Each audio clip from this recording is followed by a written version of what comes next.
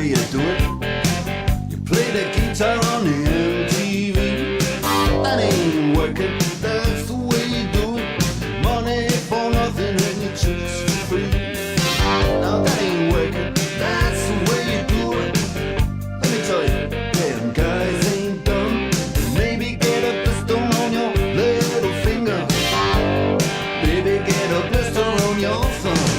We got to install microwave ovens, custom kitchen deliveries.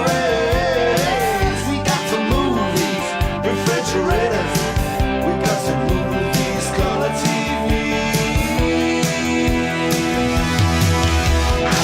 To the little faggot with the earring and the makeup. Yeah, buddy, that's his own hair. The little faggot got his own jet airplane. The little faggot, he's a millionaire.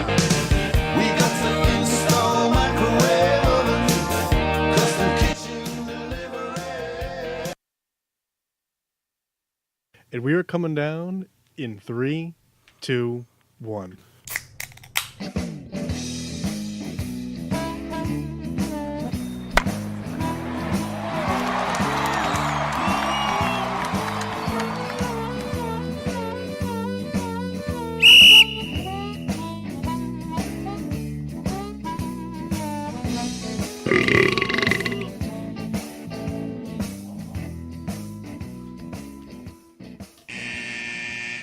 Welcome to Getting Sports with Drunk. I'm your hostess, Cupcake the Riddler, and I'm joined by Mark. Sheen Washable. Solzy. The Masker's Massey. And the Red Baron. Mock Sheen fucking the whole intro up. Well, I can't hear anybody in my headphones. I don't know if it's me. It's you. You know how I know it's you? Because if it wasn't, Kendall would have, panicked. He would have said something along the lines of, I look like a foot. Help. Yeah. Souls, you're a little flat. Correcto mundo. No Solze, just Solzy. Solzy. Which is fine, too. He's hungry. He's in need of chicken cutlets. I just need. I'm fine. Yeah? Yeah? It's better than what your dad made for dinner. What do you make? Your dad made breadcrumb mayonnaise chicken. Yeah, shouldn't. I don't think that's true. It's 100% true. 100% true. Gross. I swear on Mark Burley's career. So fuck off, Kyle. Welcome to this Monday edition of Getting Sports with Drunk. Starting lineups. Souls. Chicken, super duper double citra. You guys know where it's from. If your beer drinking was an MLB season, your pitcher would have Tommy John. Just overused. Mass. Chris Massey. I'm drinking the Imperial Stout Trooper Stout from New England Brewing. New England? It's in Connecticut. Yes. Stout, Imperial Stout. I have It's like a beer telegram. from Jack's Abbey, the Citra Brow, dry hopped Citra Lager. All right, so who forgot a beer? Well, Kendall picked mine up on the way here. I was at a softball game. I had to do a beer run for essentially the entire left side of the room. Yeah, Kendall really came in. Are you guys drinking the same beer? Yes. Yes. We'll have two different perspectives. Of a shit beer. We don't know that yet. You may know, but we don't know that. I'm telling you. Well, so what are you drinking? I am from Jack's Abbey having Citra Brow, a dry hopped Citra Lager. I'm currently drinking a Schaefer because I needed to get the beer taste or the dip taste on my mouth. But I have a 2017 Goose Island Bourbon County brand stout. Stout aged in bourbon barrels. Toast of Excellence, Solze. My toast of excellence is to. Nothing happened. You don't have anything? No. All right. Mark Sheen. Hold on, I got to pull up the name. You guys are real prepared. Do you have? Well, no, I have it. I just No, got to no, pull up no, no. the page. Mine is to Gary Cohen. It's his birthday today. He's the lead announcer for SNY and one of my favorite broadcasters and someone who I try to emulate in my broadcast experience. So happy birthday, Gary So you're Cohen. trying to look like Jerome Bettis but sound like him? Yes, something kind of like that. All right. So- Chris Massey. Uh, You can do the one you wanted to. It's okay. No, I think I'm gonna go. No, it's okay. I think I'm gonna go for a different one. Okay. To the blind kid that did the Orioles pick, or not the Orioles, the Ravens pick. What, in Braille? Yeah, I thought that was pretty cool.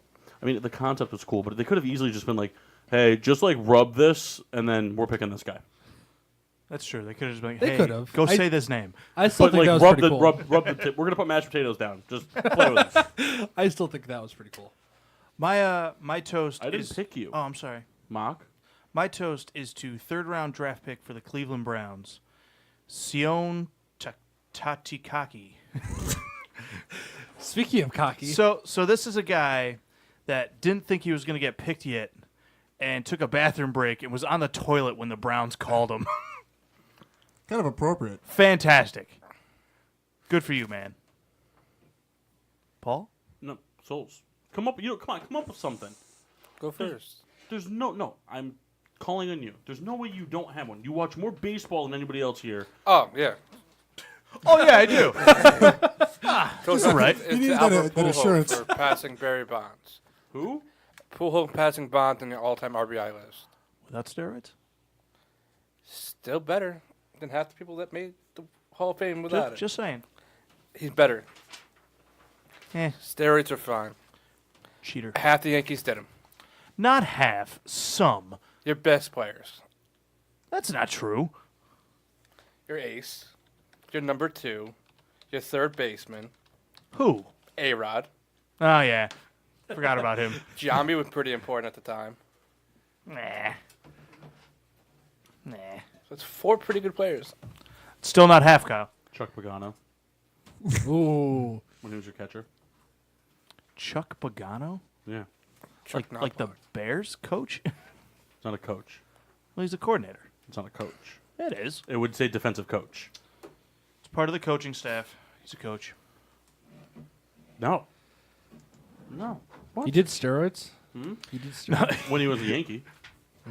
He also wasn't was a a Yankee. He was a Yankee. He doesn't argue it. I have 3. One of them is to Tim Anderson for like not giving a fuck and like pimping his bat flip again after hitting a walk-off. Good. Second one is to Damian Sandow. To Damian Lillard for just being fucking clutch with his shot against PG and just everything. Guy's amazing. He also said a pretty cool thing. They're like, oh, how do you feel? How do you feel about pressure and blah blah? He goes, man, we just get paid a lot of money to play a game. He goes, pressure is a single mom figuring out how she's gonna pay rent. We don't know pressure. That was shared from our page today. Who shared it? I did. You don't know basketball. Still share pages. No. Souls. Hey, it's a quote. Souls.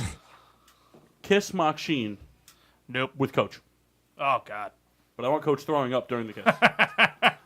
And then my last one is to Jets' most recent draft pick, Quinnen Williams. Is that who took? Yes. Remember? Yes. Yeah. Pretty funny video. Anybody else see that? Remember No. see that interview? Which one? The sneezing one? No? No, I didn't see it. Guy was doing an interview. He sneezed, said, Oh. bless me, Yeah. and then he said, thank you. He was just like, bless you, thank you. And then continued with the it was pretty funny. Yes.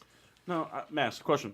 Yeah. How did me saying the Quinnen Williams video where he sneezes not give it away enough? The one where when I started, like, the one where he sneezes, no. So 'Cause I he completely- sneezed. He goes, "Oh, you meant that sneezing." No, 'cause I I- thought you meant the sneezing where chicken parm comes out of your ears. I don't know. Yeah, good call. All right. Well, toast them. Yeah.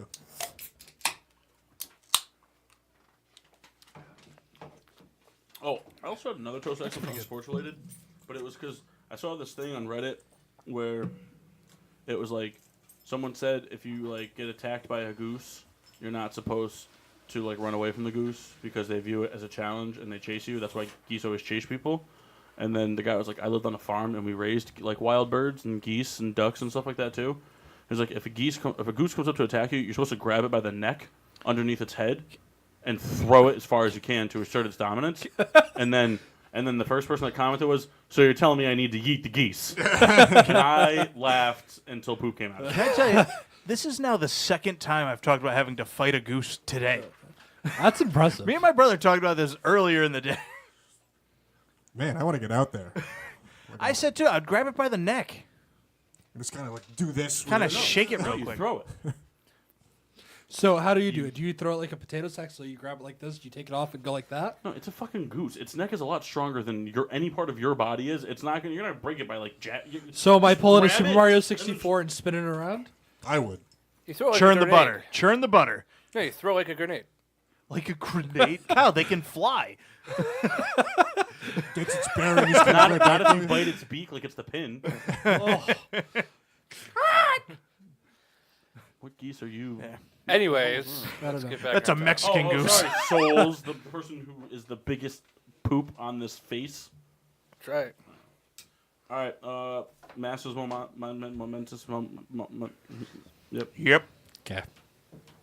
Oh, I'm gonna do shot trivia first. Sorry. All right, shot trivia You first. suck. All right, so. Actually, you know what? 2 momentous moments first. All right. I lost the trivia question. April 30th, 1939. Lou Gehrig sets an MLB record playing his 2,130th consecutive and final game for the New York Yankees. Yeah. Steroids. Maybe. May 1st, 1951. Mickey Mantle hits his first career home run. And May 2nd, 1999, John Elway announces his retirement from the NFL. I'm okay with that one. And that's I Mass's hate John. monumentous moments. Real quick before Paul jumps in with the question, check us out. We're on Facebook Live. Tune in. YouTube Live as well. YouTube as well. My phone is just got back to like charged 1%, so hopefully I'll get that shared in a moment. What do you guys think the world record is for most ping pong balls fit in someone's mouth? Ooh. 41. 41? I will keep in mind they are fully spherical. There's no deflation. Yeah. Okay. You think someone's fitting 41 ping pong balls in their mouth? We've seen weirder things. Yeah. 41. Well, let's fucking guess and then we'll see what happens. 14. 13. You're You such son of a rat. bitch. 12. I was going to say 12. I was going to say 13. Hey, Pete. 39. No Jesus way. That's Christ. 6. Yeah, we definitely shot way too high. We had higher expectations. Pete for said he people. can fit 7. Mouth, prove not it. ass. Prove it right now. All right. Well, that's shot trivia. Yeah, so Souls gets to do the Yeah. pump. Souls, pump it. Pump it. There was a hair in there. Louder. Quieter up, Mass. What the fuck? Turn up the stereo. What? He's singing Black Eyed Peas. That band is terrible. Yeah. Shout out to Will. Fergie's really hot from the shoulder down. What, Ken? I think you were saying shout out the Black Eyed Peas. I thought that was happening. No, shout out to the Black Keys. Is that a band? Black Keys? Yeah, I think Yeah, so. it's like an emo band, right? It's like a Hey There Delilah band. Yeah, I think Yeah. so. Somewhere. That is, in fact, a real band. Twisted Sister's a band. Kendall? Yuck. Yuck to Twisted Sister. Hey, they're not going to take it. Boo. Oh. That's a shot. That's a No, shot. come it on. is. How come everything you do isn't a shot? But if Kendall likes that That's song. definitely a shot. Take a shot. I'll do one with you. Oh, hold on. I'm doing a watch Souls party. is going to exit the show by No, hour I have this 2. one here. That's what I'm doing. Just go. Okay, I'm trying to set up I the don't watch party. trust you as far as I Okay, can throw you. I'm doing something for the show. Hold right. off on your You have shot. 5 Wait. minutes. He should do these things before the show. I can't. We have to wait for the video to be We live. should Bye. go live an hour before the show. By 8:22, you better have done this. Just stream the car ride down. It's like the draft room videos they show where like nobody's there. Like there was one where Patricia was like fingering his belly button. Like he was just like knuckle deep in his belly button through his shirt, just like defensive backs. Someone get me a churro. Someone get me a churro. I can eat one of those right about now. All right, Then go get one. so I dare yeah, you. so let's do some topic discussions. I kind of like what we did last week, so we're gonna do it again. But this time we're not gonna do the one-on-one thing because I know that there were some topics that other people wanted to jump in on. Of all people, Mock actually had one that he wanted to talk about, but I didn't let him because it was one-on-one. Bless you. But I do have one one-on-one discussion Bless you. between me and Souls. Just a real quick one. Yeah.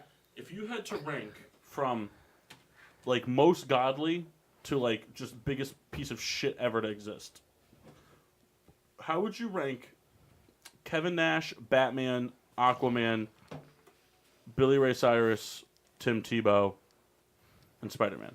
Okay. Easy. Aquaman at the top. Like for best. Yeah, best. Okay. Ken, if you could go ahead and just start cutting mics off, that'd be cool. Two is Nash. Okay. Poor guy had knee surgery. Yeah, that was a brutal scar. That guy sucks. He was mad. He whooped your ass in a video game. He never whipped my ass. He just always interfered. Yeah, same thing. I never lost to him. Yeah. You lost because of him. He would just interfere. What was the third one of Mock hates? Batman. You want to know Batman? the kicker in that whole thing? Is that I bought that game over a decade later, and it was the same shit. Fuck him. Batman. Yeah. Hey, Uncle Bob. Then we got Spider-Man. Okay. Showing some love to Spider-Man. Yeah, He's I don't different. mind Spidey. All right. Who's Billy the Ray other two? Cyrus and Tim Tebow. Billy Ray, then Tebow. See, Kyle's forever going to be bitter against Tebow. No, because he was not that good. He was good enough Yeah. to beat the Steelers He in the was playoffs. good enough to win one game, and then he sucked enough to get out of the league. I just have a question. What's your kind of hate for Billy Ray Cyrus? Mock likes him. He thinks he's funny. Well, he also made a terrible song.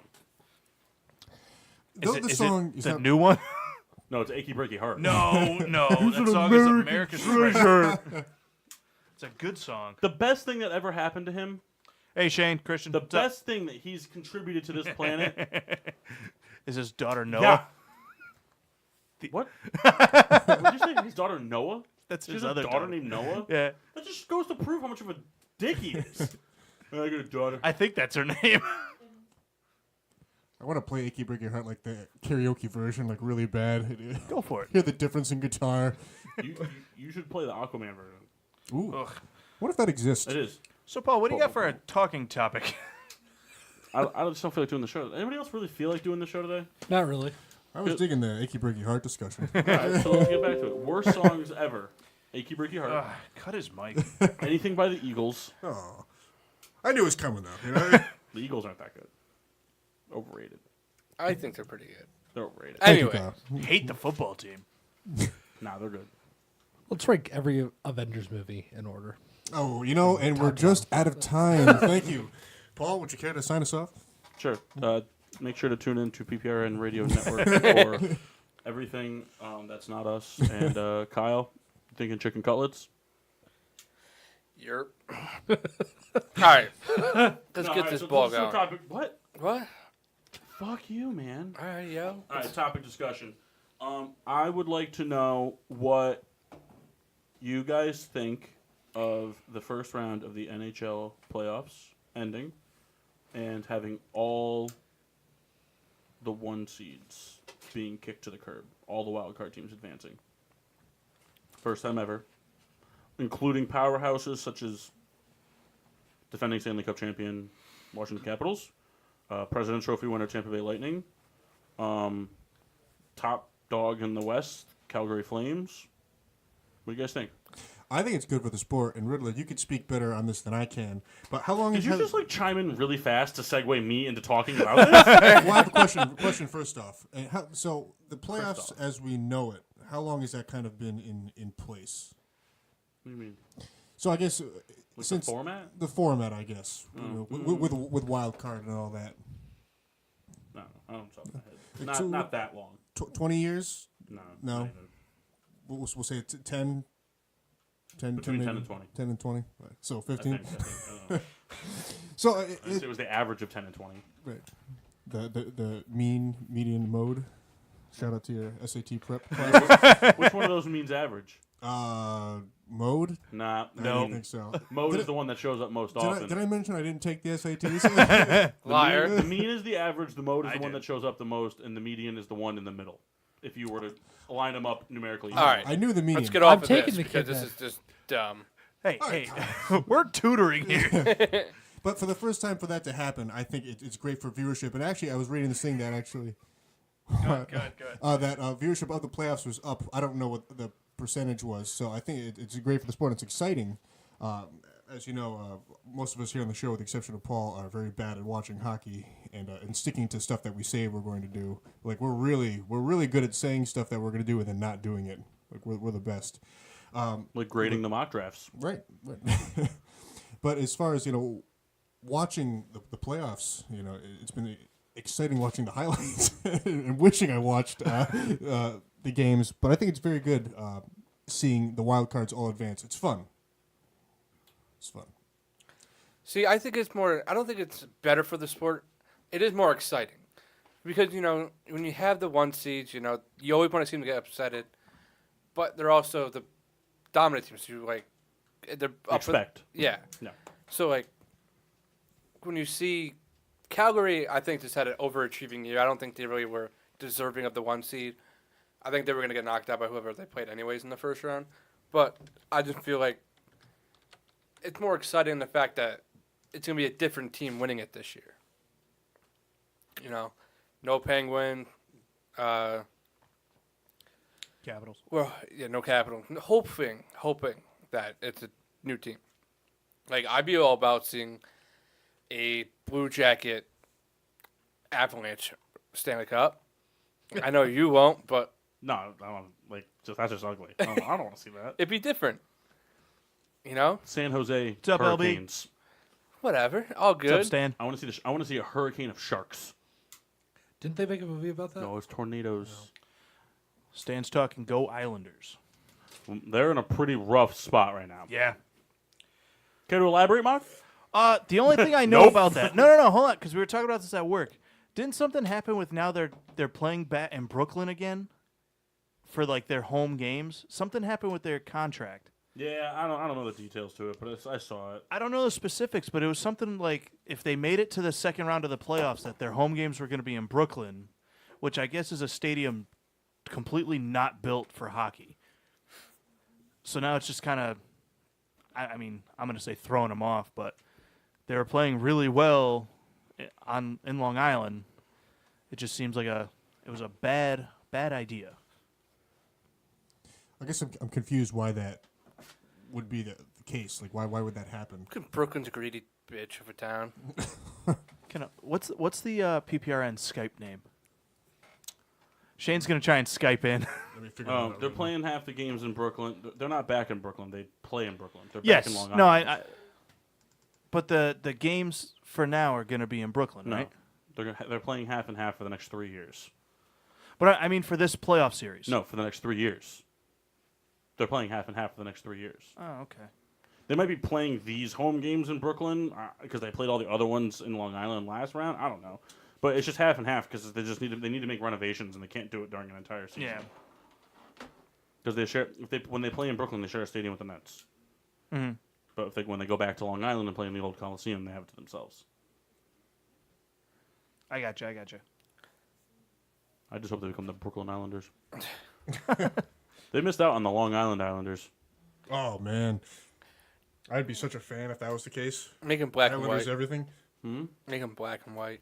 With those like Like Bob Marley Yeah. cheetah stripe things. The ones that he I don't know. I think it's not better for the sport, but I think it's more. I think it's exciting to the fans. All right. So yeah, Stan just weighed in. He said if they keep advancing through the playoffs, all the other rounds would be played in Brooklyn this year. Let's go Colorado. It just seems like it was just a poor timing thing where they were playing hot on Long Island and then they had to switch home stadiums. Didn't a lot of these games Well, come? they're not. Well, the Islanders are not better than Columbus. No, I'm not saying that they are.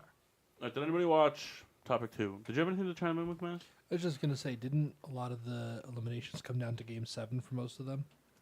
No, Columbus swept Tampa. Oh, never mind. And did Pittsburgh get swept? Yep. Yup. Yeet. Both Eastern Conference ones got swept. Knights and No, Capitals went that's not to Game 7 though, didn't they? Yep, Knights and Capitals. The So the Vegas Sharks, Knights and Vegas. the Washington Capitals. in the same. No. conference. Those two series. I know they weren't playing against each other. Do you think he really meant those two series? I don't know, but if he didn't, he covered it well. But I think that he did. The reason I don't think you did, and I'm gonna, because you said Knights Capitals, so you picked one of the winning teams from their respective games. 'Cause I don't and then remember one of the who- losing teams from. Because their I don't respective remember who games. they played. You're a bad fan, Chris. I know. You're a bad fan. You're a bad Vegas fan. Mock's a bad Vegas fan. Yep. Yeah. Anyway, Hurricanes Capitals went Game 7, and then Hurricanes, that's who it was. Thank you. San Jose went 7. Yeah, I don't know. I'm not gonna chime in. I don't need to. Okay. Anybody watch the Rockets Warriors game last night? Yep.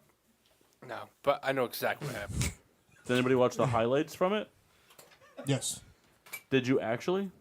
No. Okay, so I got you. No, we don't need to. We're not gonna recap it. I know exactly what you're going to talk about.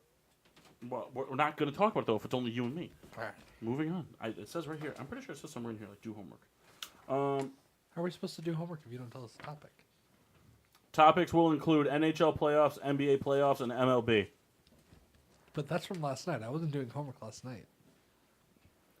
Apparently, you only have to do homework one night of the week for this show. All right. So, what night did you do homework, Mass?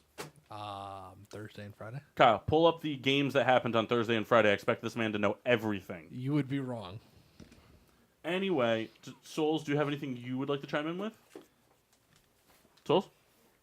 Say that again. Which team is in more trouble with their injuries? The way the injuries are progressing, the Yankees or the Phillies? Yankees. Because the Phillies are getting people back. Yankees are having guys that might be missing like 60 days, and it's to like their all-star. The I really Phillies feel got like- most of their guys back. I really feel like every time the Yankees get somebody back, it's two people back down. Well, no one's come back yet, and they're Yeah. just losing two guys Gary at a did. clip. That's true. Sanchez came back pretty good. And then two But more again, people we play back. lost 2 yesterday. I mean, the Yankees are just getting hurt. I mean, I guess it's all right that it's in the early of the season, and they're kind of keeping pace with the rest of the division. But eventually, it's going to catch up to them. I mean, Well, at ever some point, it since- has to. Yankees haven't really played anybody demanding yet. Like they played the Giants. They're playing the Red Sox while they're down. Well, the Red Sox just don't look good. I mean, we're almost a month in, and they don't look That's good. what I'm saying. Like Yankees haven't really played anybody outstanding yet. You can't tell me the Red Sox aren't a good team, though. They're just not playing well. Didn't you just contradict yourself? But no, I'm saying No, they because still have an their all-star pitching caliber has been roster. awful. Their bullpen is awful, and their hitting has not been even close to I subpar. understand that, But but you can't say they're a good team right now. So you're beating them I at their didn't. I lowest said point. they're a good roster. They're still the roster's defending champion. All they lost was bullpen. Their starting pitching are still good pitchers. They're not pitching well right now. Yeah, but like you're talking about, I'm saying like the Yankees haven't played anybody great yet. They played the Royals, the Orioles a few times, the Giants who White can't Sox. Giants can't fucking score a run to save their lives, The White Sox. but they're not. They can score. They lost one of those games. Thought they did. It just, I think once they play a good team, they're gonna get exposed without the injuries. With all the injuries. Probably. I mean, it's the Scranton Yankees right now. I mean, everybody's hurt. As long as if they can just somewhat keep pace and I mean even stay within 5 games till these guys start coming back, I think they'll be all right. But almost every game, it's someone else is going down, and Lost it's two of just those games to the White Sox. And the Phillies got Segura back yesterday. Well, they got it what back up, Eunice? They got him back the day before, but he got hit in the head. Came What's up, back. Jason? They're getting Robertson back next week. They're getting healthier. It was just a little week or two of being hurt, and then they're coming back. Eunice throwing in a hashtag Mets. Yeah, hashtag they suck. So So we know where he's at. who's more disappointing right now, Chris Sale or DeGrom? Sale. I think so. And I only said that because I think DeGrom, there's actually something wrong with him. I mean, I think Sale's hurt in some fashion. See, I think Chris Sale is having the... He didn't have that long of an offseason that he's used to. Fuck off. No, I'm being serious. That fucks with players. He usually gets to Kyle, he's been on the Red Sox for what, 2 years. 2 years? Okay. So He didn't play all the way to October, so he's not used to that from October to February. That's 4 months. but the you year don't know, before like, the what- year before they lost in the ALCS. Yeah, and then his entire career before that, he didn't make the postseason. No, I know, but what I'm saying is Yeah, that year before he played 2 weeks shorter than last year, and he went out and won a Cy Young last year. Yeah, but that's less time to prepare. 'Cause by then, he'd be throwing in probably January. Well, this year, he probably wasn't throwing till at least March. I don't think he wasn't throwing till March. Pitchers and catchers report in February. Yeah, but they don't make them throw right away. If he was waiting Plus, till do you March really to need throw, But do you need to see? Do you need to see what Sale has? no, it's not. So then it's he not could have about- waited till March. It's not about seeing what he has. I mean, these guys still start getting loose. I mean, I don't think a difference of 2 weeks in an off season is going to make him come out and start this bad. I think there's something wrong, and I don't think he has a serious injury, but I think there's something in there that's He's choking from getting all the money. that could be factoring in too. He got paid. But I think like DeGrom actually has a serious injury. Like he said, like his arm, something happened to it, and then by Friday it was immaculately better, which I don't know if that's a case. I think his arm's either like on a string of Tommy John or just dead. Yeah, I don't know. There's a part of me that's always like, oh, you got the money. This is where it all goes south because it's just how these things work. But I don't know. I think there's merit to thinking that he is more injured than he's letting on. But I don't know what to say.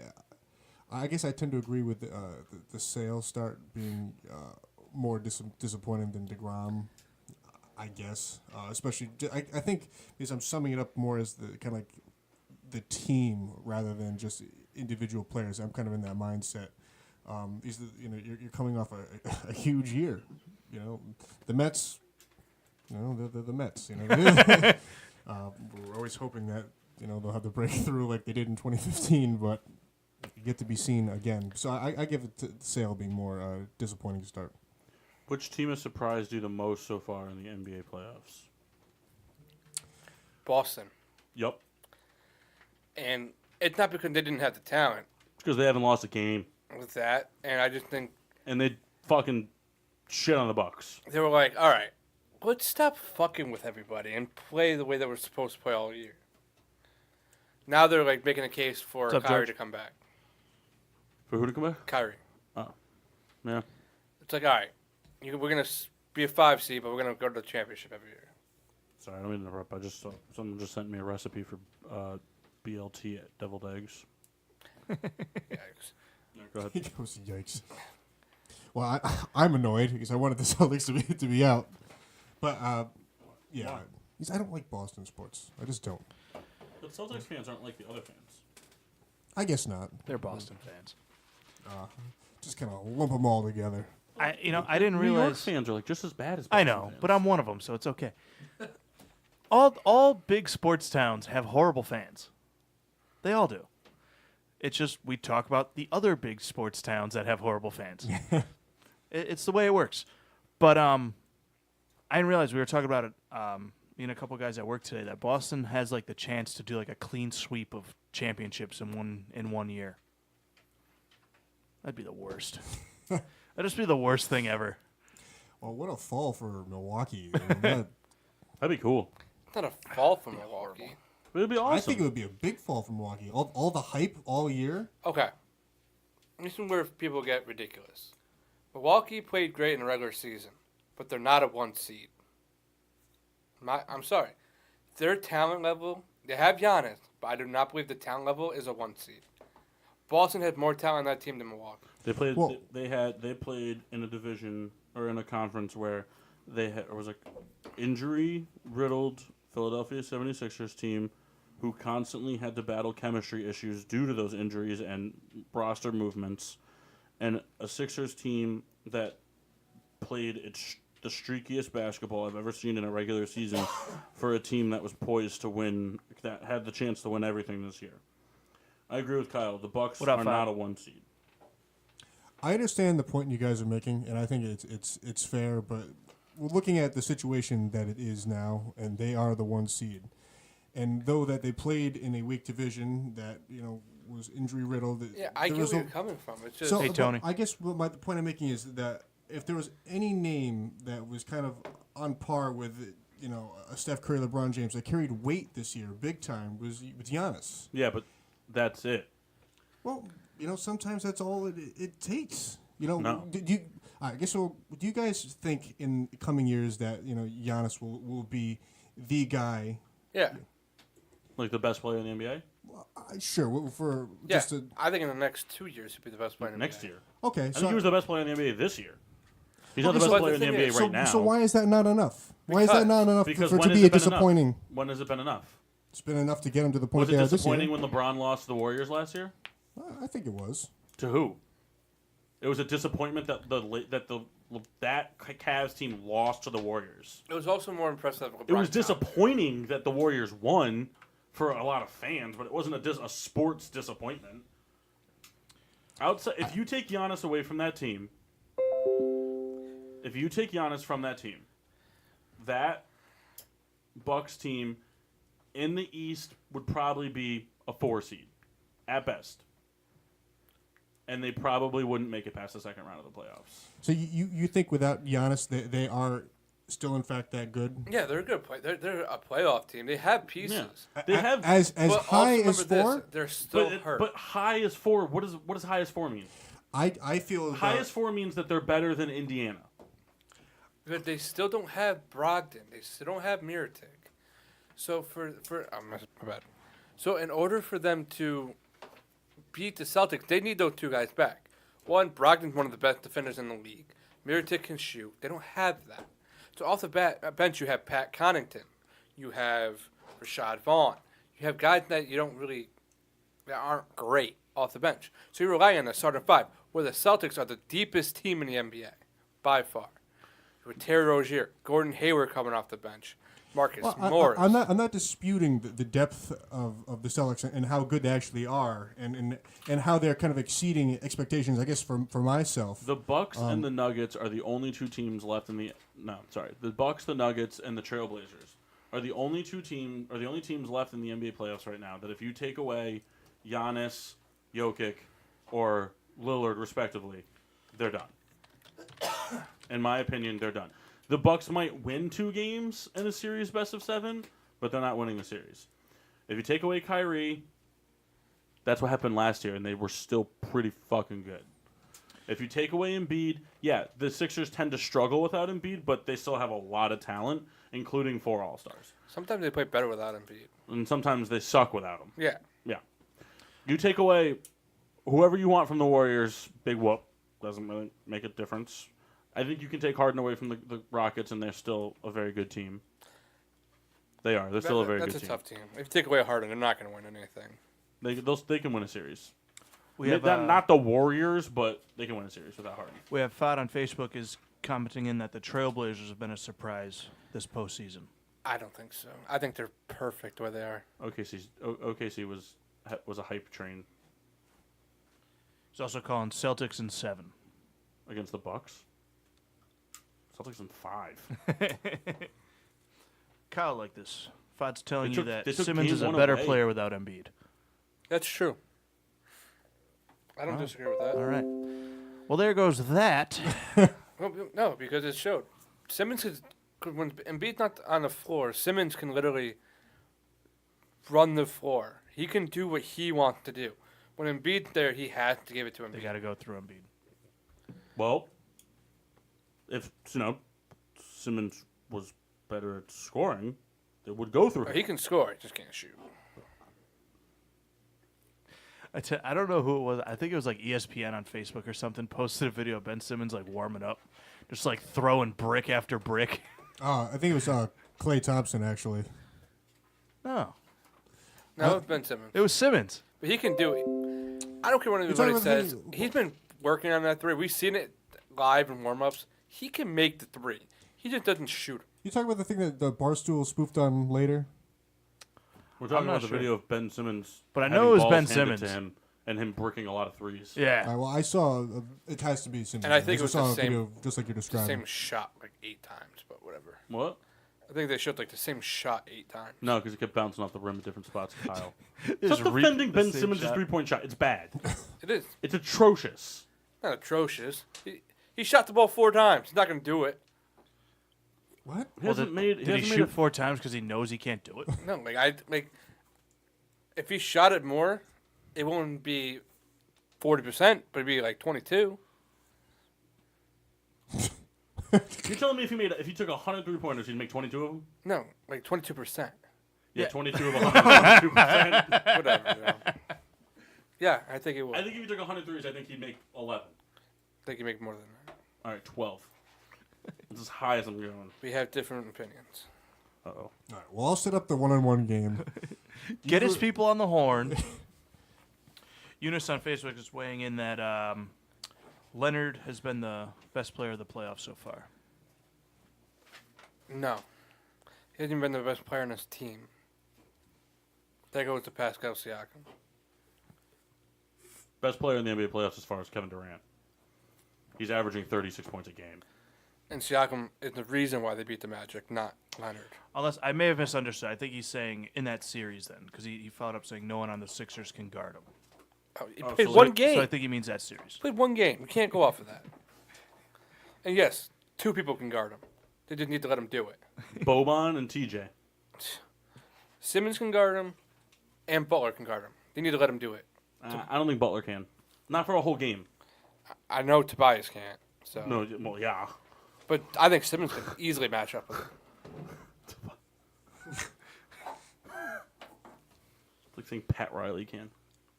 This guy's dead. Back in the day. Back in the day. All right, let's throw in Glory Road, Pat Riley versus Kawhi the Claw Leonard. Oh, that was so funny. Did you see that post-game thing? Where they were like, they asked him a question, and they were in a rush. They're like, "Oh, we got to sign off." He goes, "Oh, that's it." And they're like, "Do you want us to ask more?" And he's like, "Nah, I'm good."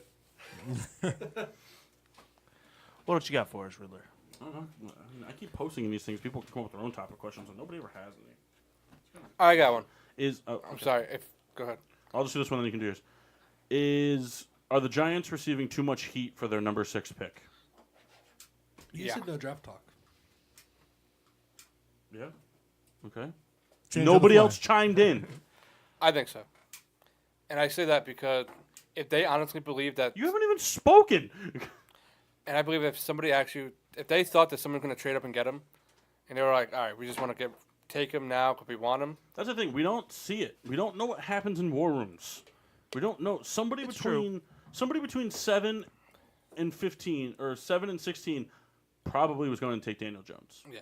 And instead of trading up, just use the pick you have. Waste no capital. I mean, it's tough because now we're looking at it in hindsight. I think they're receiving so much flack because of Josh Allen being on the board. I think if Josh Allen wasn't on the if the Raiders had taken Josh Allen. See, I think they still would have got because Ed Oliver was I don't- still there. I don't think it would have been as much heat. I don't think it would have been nearly as much.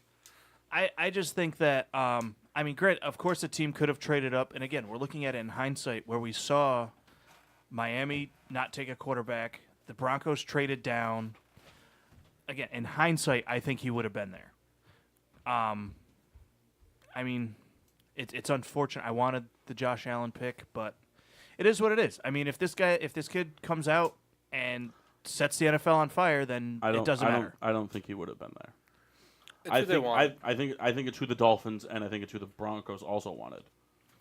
I think the Broncos got their guy in the second round. I agree. I think they went in saying Drew Lock, and after they saw the other teams pass on him, they didn't need to take him at that point. That's my opinion. I mean, I think that the They Giants, got lucky to get him in the second round. Yes. and I'm just They saying, got lucky. If that was the Broncos guy, they would have taken him at 20. They would have taken him at 20. but that's Would- why I 'cause think they figured he was going to. Who picked first? The Dolphins. Who was supposed to pick first? The Dolphins or the Broncos? Broncos were Right. supposed to. So the Broncos were banking on the Bengals and the Dolphins not picking him, And the Redskins. and the Redskins to not pick him, taking that gamble. Like, okay, these 3 teams that we know are in the hunt for a quarterback aren't going to take our guy. I think that they fell to him at 20, and they were still like, we'll just wait, and then they couldn't ignore it when it got to the second round. Yeah. I think the Broncos, I think the Dolphins, I think there was interest in the guy the Giants got. There could, like I said, I mean, we're looking at it in hindsight. I personally think he would have been there at 17. I mean, now we'll never know, but I think he would have been. But it is what it is. Again, if he comes out and, say, starts not this season, the next season, and he's great, it doesn't matter. What do you do if Eli Manning goes out and has a career year and doesn't want to retire? You sit him for one more year. Then you say, yeah. His contract expires. It's what Yes. it's what Green Bay did in a word.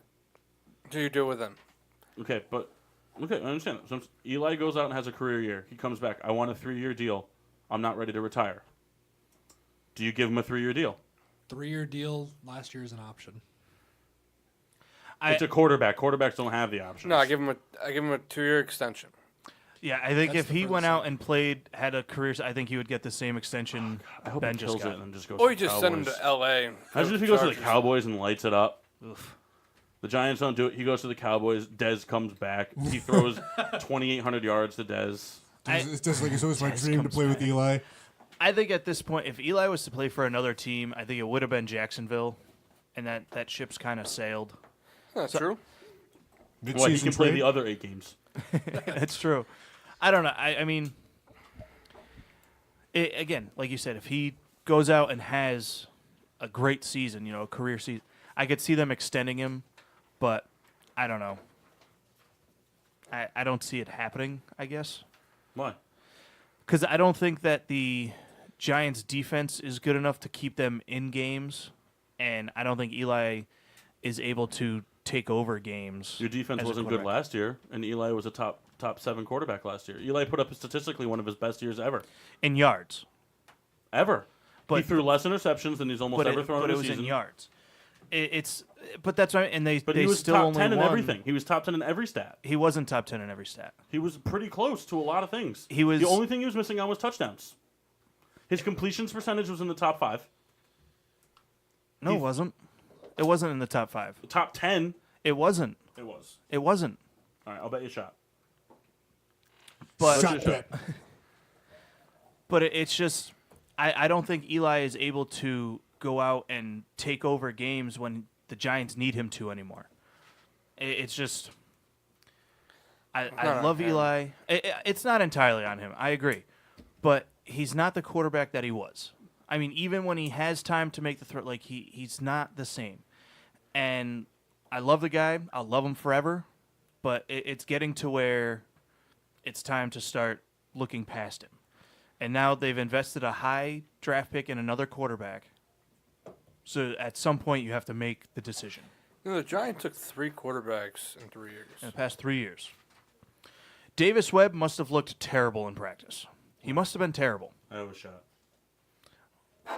Where he was like, was he near 20? Yeah, but I don't know how. It doesn't matter. He still statistically had one of his better years. Not just in yards. In yards, he was top Eli 10. Manning was. I'm going to go ahead and see. I will make a list by the end of the show of the 20 reasons the Giants season went the way it did. Eli Manning won't be on that list. I agree with you. I'm not saying It Eli wasn't his fault at all. It I- wasn't I Eli agree. Manning's fault at all. Giants fans as a whole have been the most unloyal son of a bitches to Eli Manning this past season. As a whole, I'm not saying you or you individually. I agree as with a you. whole, I agree with the you. Giants fans have been the most unloyal sons of bitches to their quarterback that went out and won them 2 Super Bowls when they had no business even being in the playoffs. And it was just like, oh, well, we're not winning now, so, like, fuck him. Like, it's scummy. I think it's absolutely garbage. This guy has been nothing but a class act his entire career, has never had locker room issues, never had off-the-field issues, never had on-the-field issues, never challenged a coach, never bitched about money. Literally a picture-perfect, by-the-book quarterback that you want for your franchise. And because he maybe put together 1 or 2 not-so-great years, as a whole, the fan base threw him to the curb and stomped his fucking face. I agree 100%.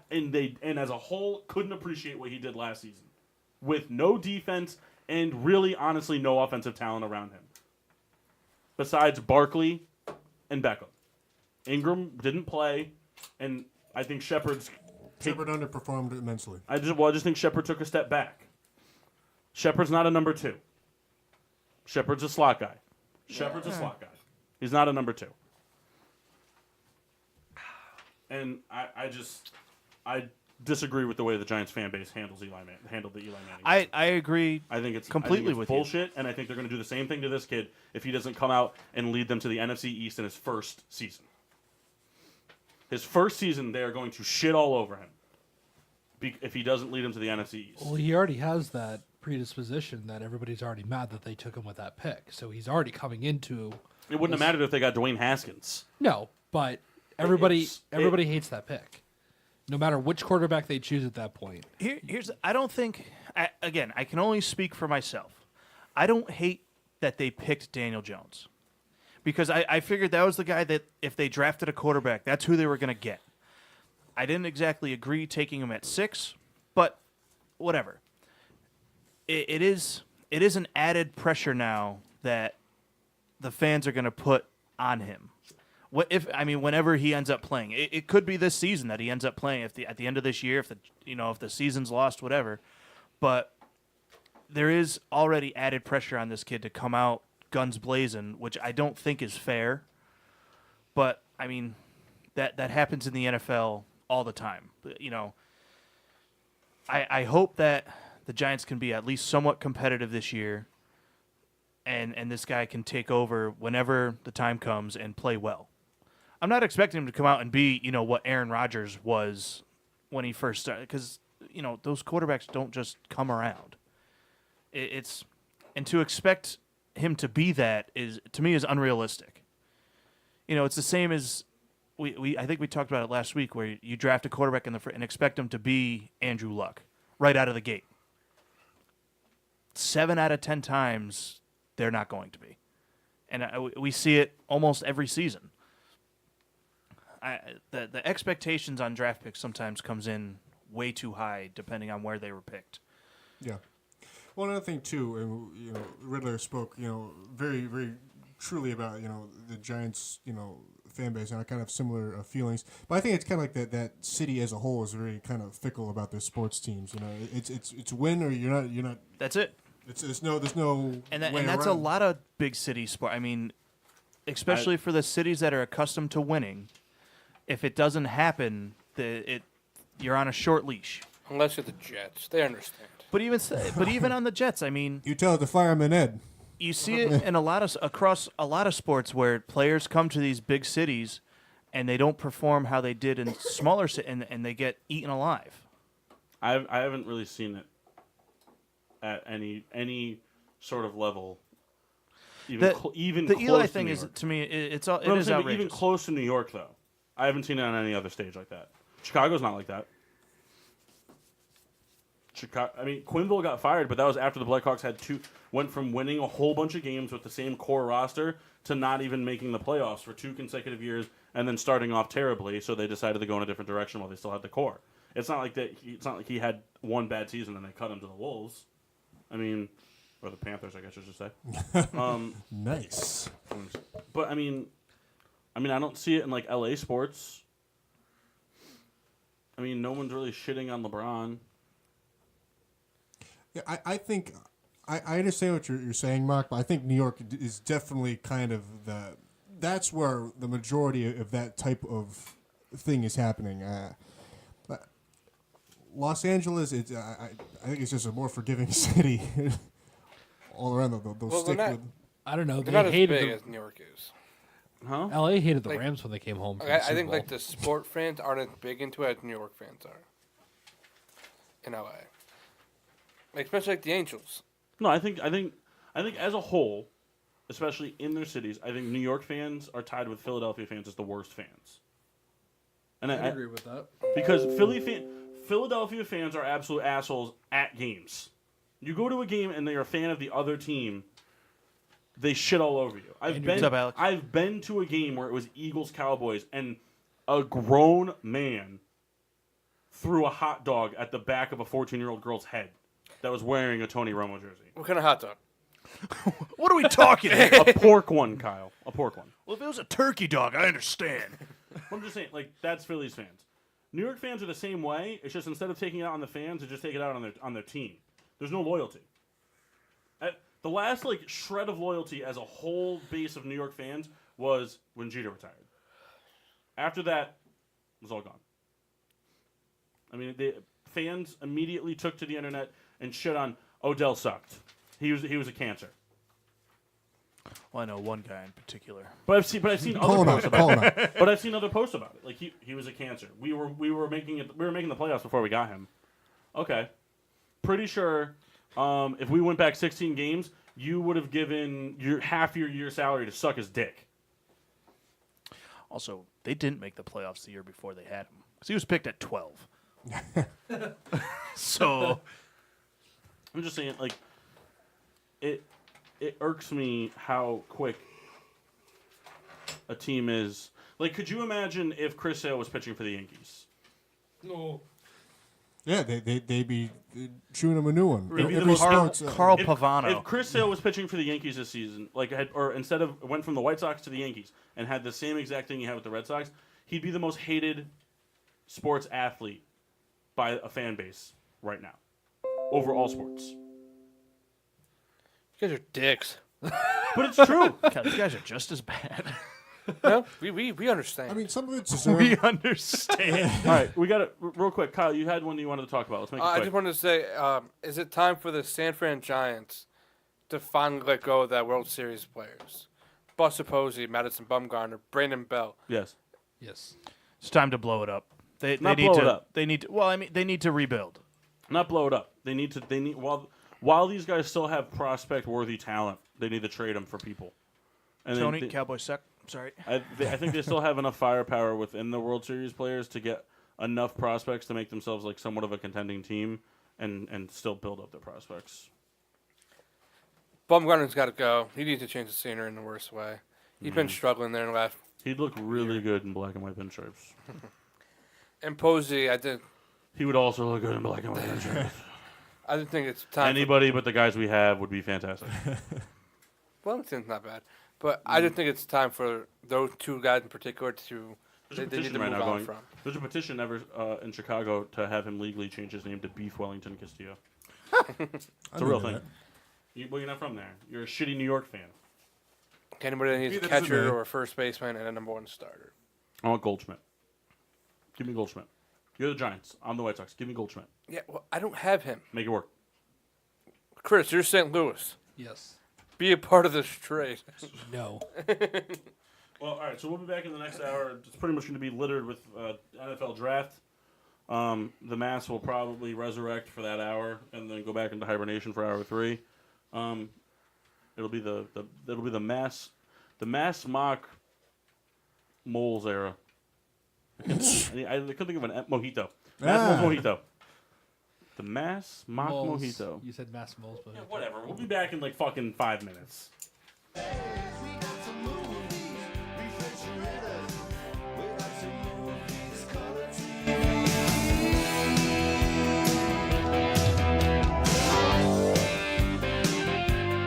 Move on, move on.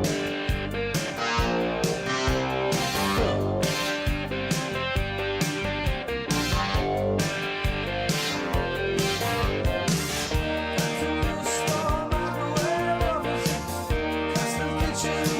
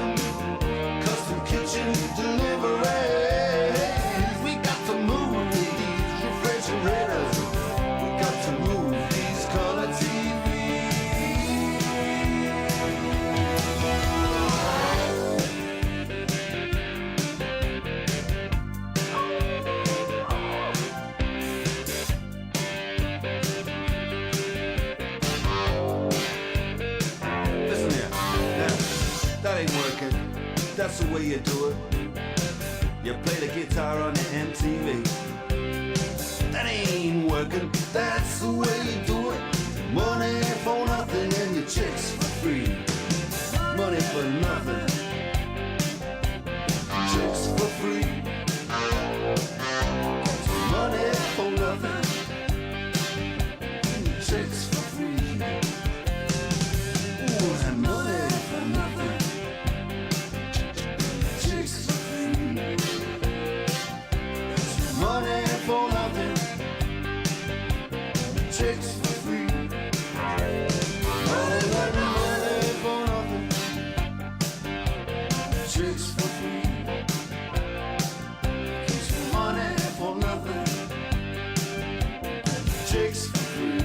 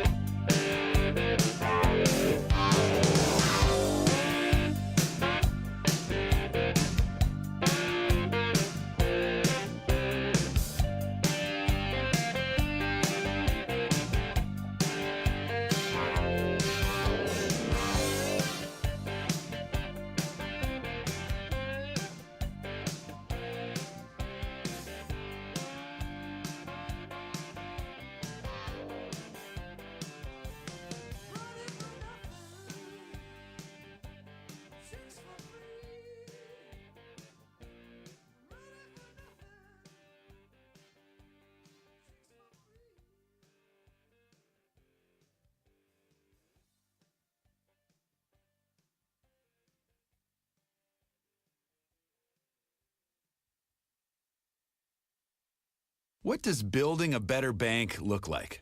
It starts with building Capital One cafes, warm, inviting places that feel nothing like a typical bank, where you can open an account with no fees or minimums in 5 minutes.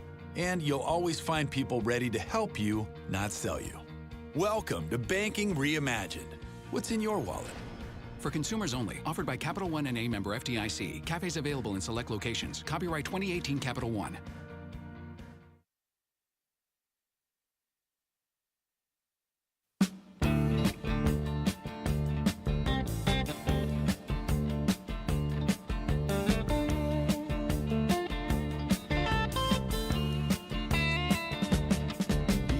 Shiver in the dark, it's raining in the park, but meantime, sound of the river, you stop and you hold everything. A band is blowing Dixie, double fall time.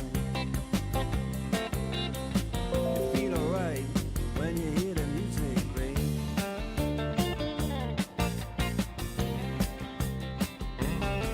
Well, now you step inside, but you don't see too many faces.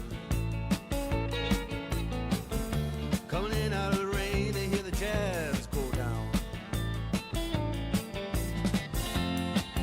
Competition in other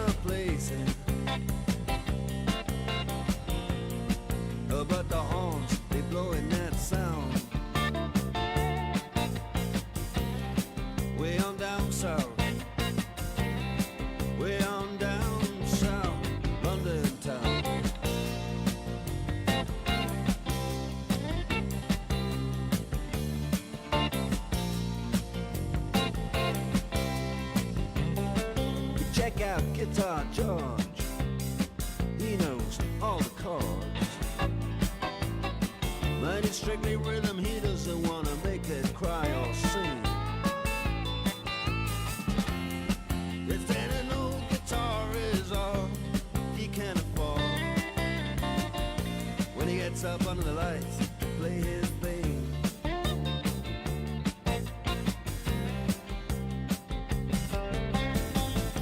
And Harry doesn't mind if he doesn't make the scene. He's got a daytime job, he's doing alright. He can play the honky-tonk like anything,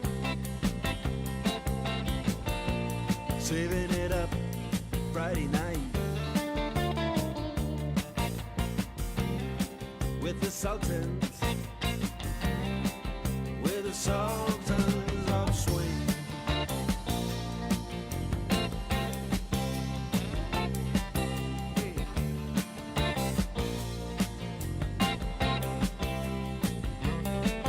And a crowd of young boys, they're fooling around in the corner,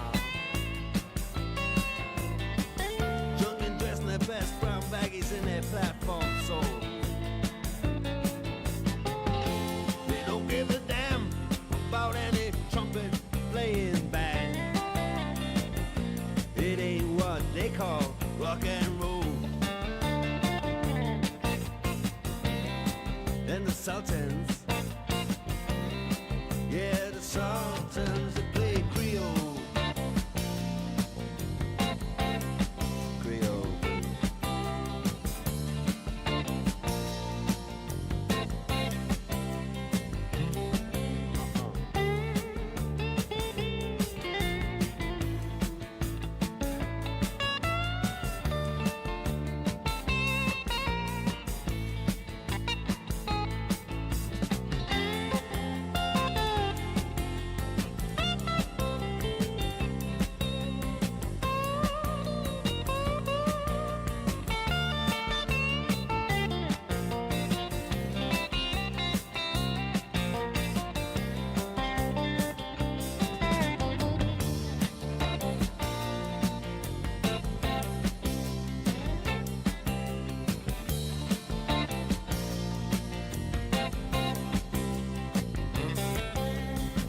And then the man steps right up to the microphone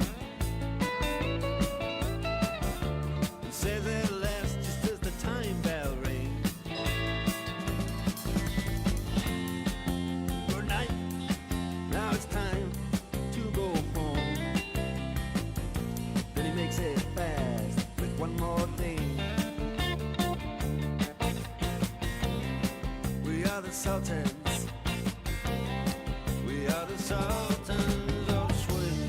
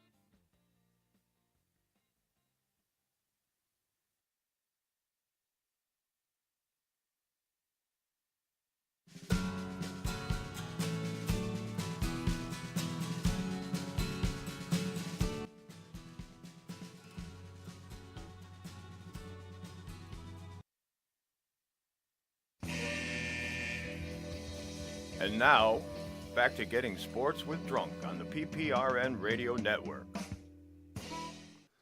Welcome back to Getting Sports with Drunk. I'm your hostess, Cupcake the Riddler. Red Baron's an asshole, and everyone else is here. Thank you. Thank you. Yes. Hello, Tyler and Renee. Tyler Breeze. Mama OB. Tyler Breeze.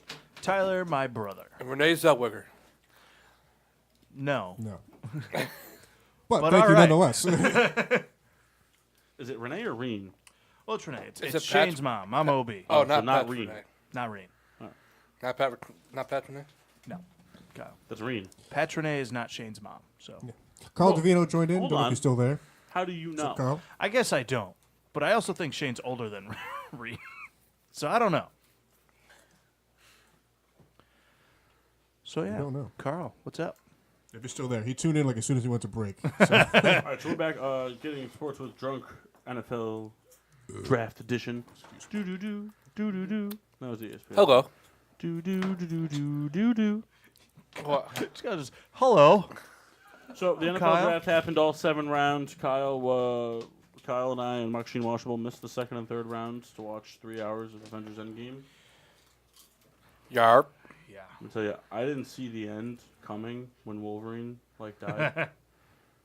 Remember when Wolverine was in there and he fought Yeah, it was Batman? good. And he Him fought and Batman, Magneto. and they fought Batman. It's Magnetus. First of all, it's only one. Guys, it's Magnet. Anyway, but yeah, so we watched the first round as almost a collective unit. The Mass didn't want to hang out with us.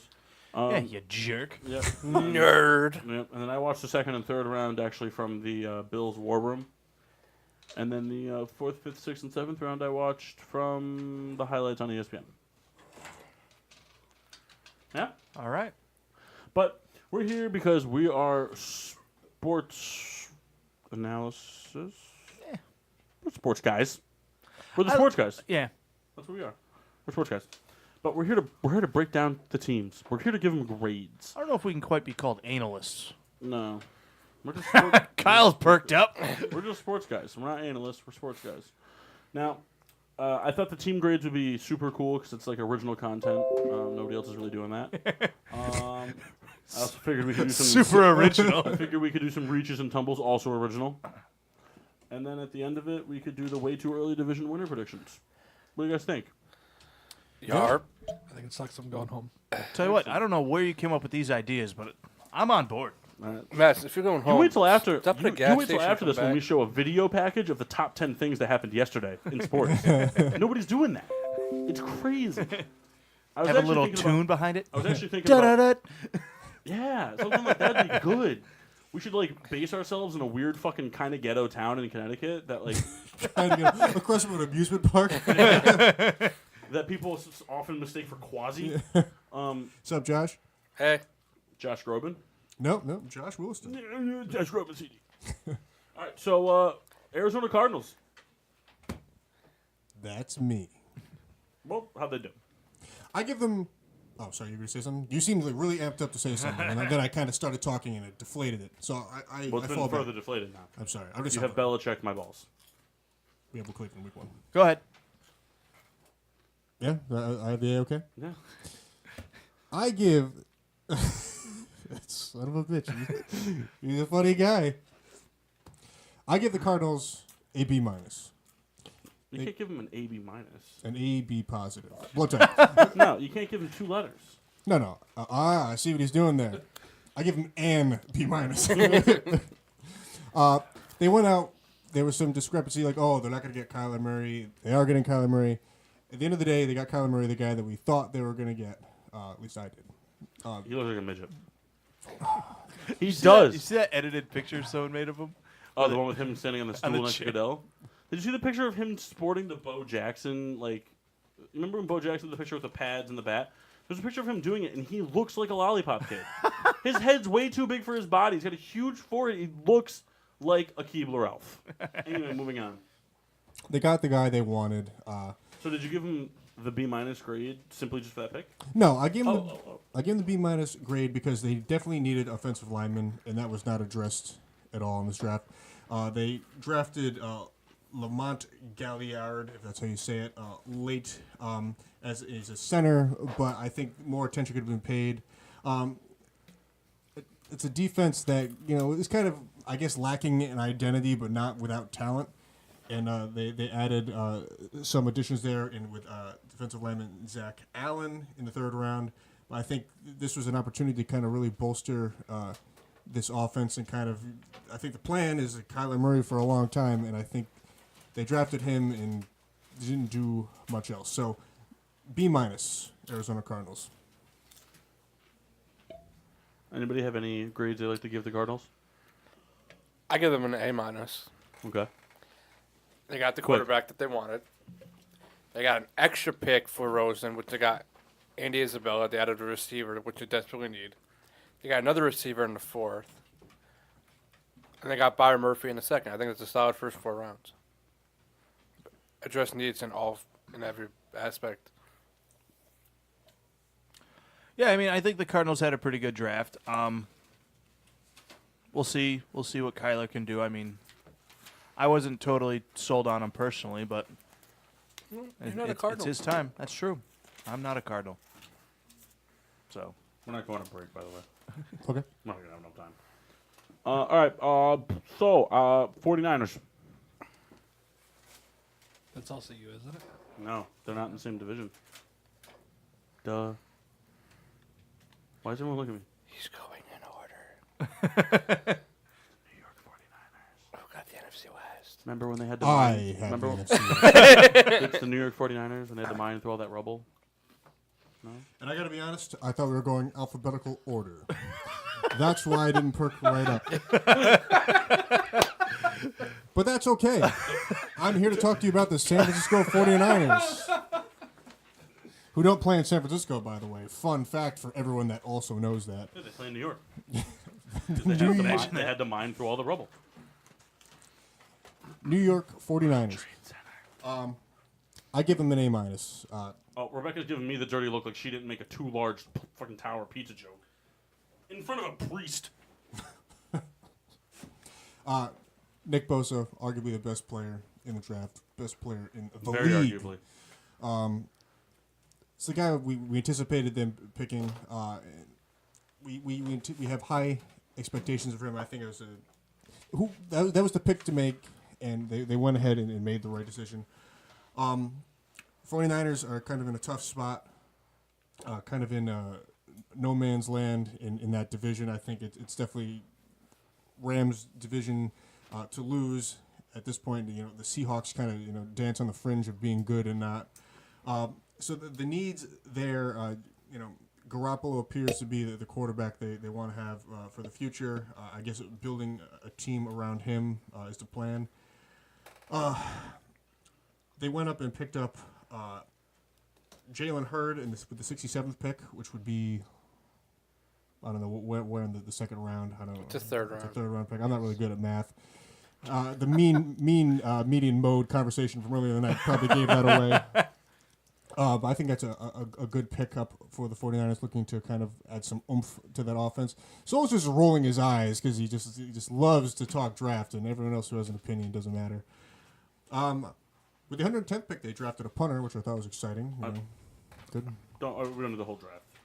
Good for the punter. But I give them an A-, solely on the premise that Bosa was picked. Real quick, you can just give them grades. I don't want explanations. Oh, I give the 49ers a C-. All right. You can give them 2-sentence explanation.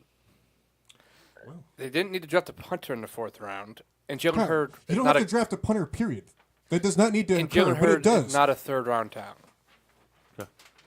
Anybody else have anything to weigh in? You don't have to weigh in if you don't want to. Gonna agree with Souls, C-. Who's their GM? John Lynch. John Lynch. John Lynch knows how to draft in the first 2 rounds, tries to get cute after that. He doesn't know how to draft past the 3rd round. You saying you should be lynched? Yes. It's kind of like how I am in Madden. I start off strong, and then I've just. We're talking about fantasy drafts? Yeah. Where you You can draft only a go quarter? 2 rounds? Yeah, then let the computer do the rest. Well, that's different. Well, it'll change now because it used to just be like, all right, got Brown and Bell. Yeah. Now he has to legally say that they are not good. I don't know. They're good. They're just assholes. Moving on.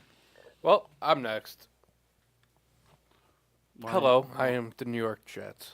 Oh, you're just going? Yeah, why not? Oh, okay. Bengals are on the clock. Oh, shit. All right. So, Just pull up my Cincinnati Bengals. PowerPoint. Cincinnati Bengals had Well, the Bengals actually go next. Yep. That's what we did the 49ers second. Go ahead. Thank you. Cincinnati had average draft. I'd give them a C. I love their pick of Jonah Williams at number 11. I think he was a top 5 talent in this draft, bar none. He's going to solidify that line for the next 10 years, no question. I hated their pick of Drew Sample at their second round pick, number 20. Reached over probably 7 other tight ends that I would have had ahead of him. Oh, like Irv Smith? Yeah. Sorry. Jermaine Pratt was a 5th round pick that they picked up in the 3rd. Ryan Finley they picked up in the 4th round. Will Greer was still available, and I really think he would have been a better viable option for them. The only thing that I really liked that they did was pick up Trayvon Williams from Texas A&M and Rodney Anderson out of Oklahoma to try and spell Joe Mixon. Anybody else like to add anything? I think that was pretty fair. I mean, the Bengals, I think, had a decent draft. Colts. I didn't have that division. I like the dramatic pause. Yeah. Colts, as I go up through my document. Hey, Michaela. All right, Colts for me. I give him a B minus. That's down with some chips on the Could show. you guys make any more noise? I give him a B minus. I don't really have any super reasoning. I think offensively, the Colts have put themselves in a good position. Defensively, they had a lot of needs. They picked up Kyle's favorite player was Rock Yassin. Kyle's a big fan of his. And his name. Oh, his name and the player. So a good addition to corner for the Colts. And the defense is not that good, so they needed those pieces. That's it. That's all I have to say. B minus. Anybody care to weigh in? I agree. I mean, the Colts, I think, definitely had to go more defensive side in this draft. And they picked up pieces that'll help them now, which is good. We got Rocky Yassin, that's all I got to say. Rockison. Dolphins. Oh, hello. Kyle. That is me also. You said it too quick, you liar. I know. I tipped my hand. Shit. I wrote a big page. I can't wait to disagree with Kyle just because of Go ahead. the sake of disagreeing. So, I gave the Patriots. Souls. Go ahead. I gave the Dolphins a solid B. In the first round, they got Christian Wilkins, who could play anywhere on the D-line. He's very versatile. Part of the Power Rangers. Big reason why I like the guy. Big reason. It was a solid pick for them at 13. And then they got a quarterback, and they traded for Josh Rosen. Gave up a second-round pick. I think that's fine. You got a top 10 pick last year. See what you can get out of him. Good move on their part. And then... was he top 10 last year? What was he, 10? Yeah. I thought he was 13. I'm not saying you were wrong. I was No, just asking. I agree. I was just flipping you asking. off. You got a guy named that I really like here. Linebacker Andrew Van Ginkel. They picked 2 Wisconsin players back to back. Wisconsin players are always tough-nosed players, which is always good. And then later on, they picked an offensive lineman, they picked a fullback, and they picked another running back. The running back is kind of what throws me off, but he might just be a special teamer if he makes the team. I think they had a solid draft. They got what they needed. Nothing flashy, but good all around. B minus. The only reason I don't entirely hate the Wilkins pick is because they got Flores as their head coach. Because he was a Power Ranger? Yeah. Because they have Flores as the head coach. Nice guy. And I trust him to actually make good decisions on the D-line. I personally don't think he was worthy of the 13th overall pick. I think there were a couple other players that could have been picked there, like Brian Burns out of Florida. The rest of the draft was very safe. They added a lot of pieces to their offense to try and build around for the future. Again, very safe draft. I agree. Safe draft. Good offensive line picks. Vikings. Moving on. Oh, Bears. Bears. Moving on. Sorry. The video is pretty funny. Chargers.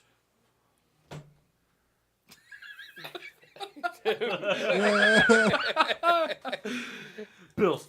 All right, what up, y'all? So, I gave the Buffalo Bills an A. Even Kyle was surprised by that rating. He was like, I give him an A. Ooh. So, they got Ed Oliver. Fell to him. Replaced Kyle Williams. Big need there. Yup. Second round, they got Cody Ford. Big-time offensive lineman. They needed offensive line help. They got a big help there. Then you got a running back and a tight end. I don't know why they picked a running back. They have 5 on the fucking roster now. Yeah, but they're all old as hell. It's not true. T.J. Yeldon's not old. Sean McCoy's not old as hell. It's just on the wrong side of 30. Well, like Chris, I'll give you the fact that Frank Gore's pretty old. How many of those old ass guys have arthritis in their knees? That's true. All right. So We'll get there. They have 4 legitimate running backs. Whatever. They picked up a tight end in Dawson Knox. Solid pick. They need weapons. Dawson Knox was one of my favorite picks of this draft, by the way. And then in the later rounds, they got in the 4th through 6th, they got more defense, and they took another tight end in the 7th. They took care of the biggest needs in the offensive line, playmaking ability, and to replace Kyle Williams, essentially. Yeah. So I think the Bills did an excellent job. Congratulations, Buffalo. Bills got one of the steals of the draft by having Ed Oliver fall all the way to number 9. Take one of the best offensive linemen in the draft, second round, in Cody Ford. Devin Singletary was probably the number 1 running back besides, what's the kid's name from Alabama? Just 2 of them. Josh Jacobs. Josh Jacobs. Probably the number 1 running back in the draft besides Josh Jacobs. To groom for the future, have him learn behind some of the best running backs to ever play the game. Bills, A. Fantastic draft. Yep, good draft. Probably should have drafted a tight end. They never pan out. Chris Gregg, that's the best example I could think of. Listen, there's a difference between Chris Gregg and the other guys. Chris Gregg was a highly anticipated pick in the 3rd round. It's not like he was terrible. He just got hurt. Yeah, that's what I'm saying. Give him a chance. Any team. They have. He keeps getting hurt. I know. Just keep giving him chances, though. Eagles. All right. Eagles. Bottom line, I'm giving their draft B-.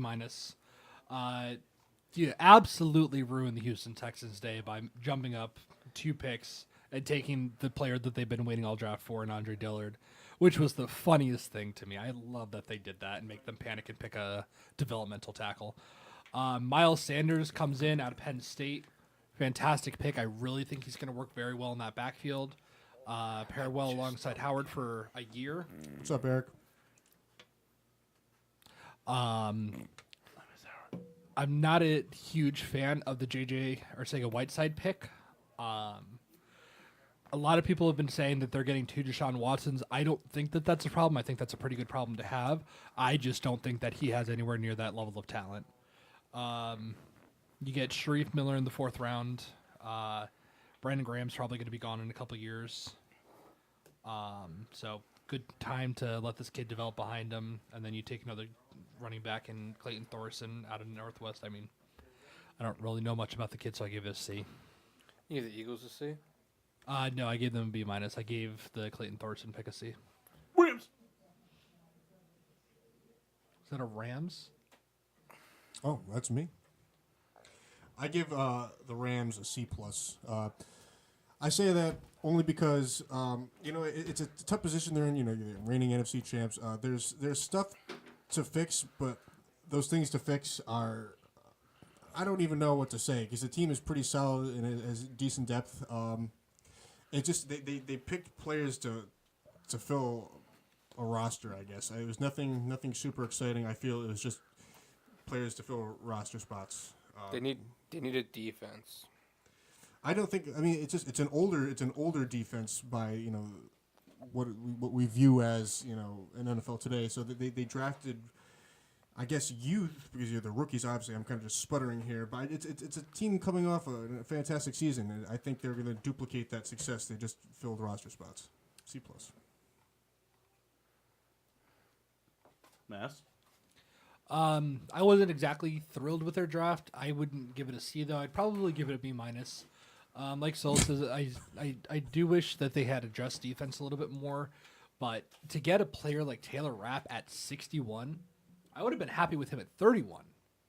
But you know, you get a kid that's going to come in and learn behind Eric Weddle, learn behind John Johnson, who probably will turn out to be one of the better safeties in the league. Calling it now. I don't hate the Darrell Henderson pick because McVay did. I can't remember who they brought in from the Cowboys a couple years ago, but they were trying to do the same thing where you get a kid who's quick and can get out and run fast. Saints. Huh? What'd you say? We're crunching for time. B minus. Saints. Hey, Hey, how are you? How are you, New Orleans? hey, I'm doing well. Having a good day there, Boppy. You're a liar. How was your draft?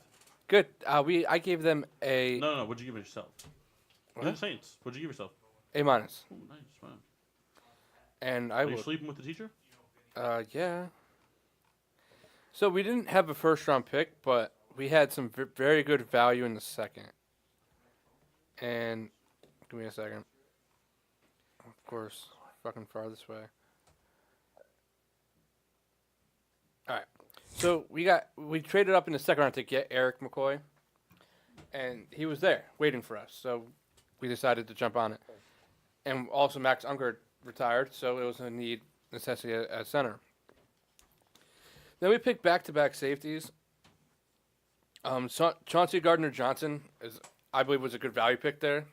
Supposed to be gone way before that. Gonna end up being the steal of the draft, I think. He fell to us, and we decided to pick him. And we took another safety because he fell to us, and Saquon Hampton. So back-to-back safety that just fell to us. You know, that can be starters or, yeah. And then we took tight end Alzy Mack, who's a third-round guy that fell to us again. I just feel like a lot of people fell to us, and we just grabbed the best available at all times. Jaguars. So Jaguars, I give ourselves an A. Kind of surprised didn't go with an offensive pick like a Hawkinson, which we kind of anticipated, or any the other tight end from Iowa whose name escapes me. But getting Josh Allen, bolstering the defense at 7 is also a good pick. Also, Quincy Williams, we picked in 98, which is a speedy linebacker. The defense is going to return to form, I believe, next year, and I think it's a good addition, creates depth. And grabbing a Juwan Taylor with the 35th pick, very, very promising offensive tackle. Will bolster the line there, and hopefully the running game will pick up again. So, A for us in Jacksonville. I disagree. All right. I give you a B minus, and I say that only because I love your first two picks, absolutely love it. But every pick after that, it's a head scratcher. You didn't need a linebacker. You didn't need to pick that tight end that early. You should have got a receiver. You should have got more offensive line help, in my opinion. All right. I thank you for your input. Carolina.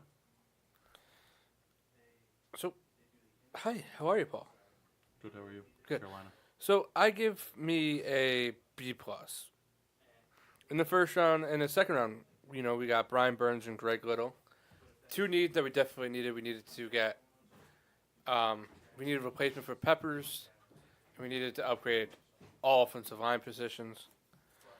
And then we picked quarterback Will Greer, a local guy. We need a backup quarterback just in case Cam's hurt. We can build him up if Cam can't play long term. It's a good value pick there. And we took another running back to complement McCaffrey.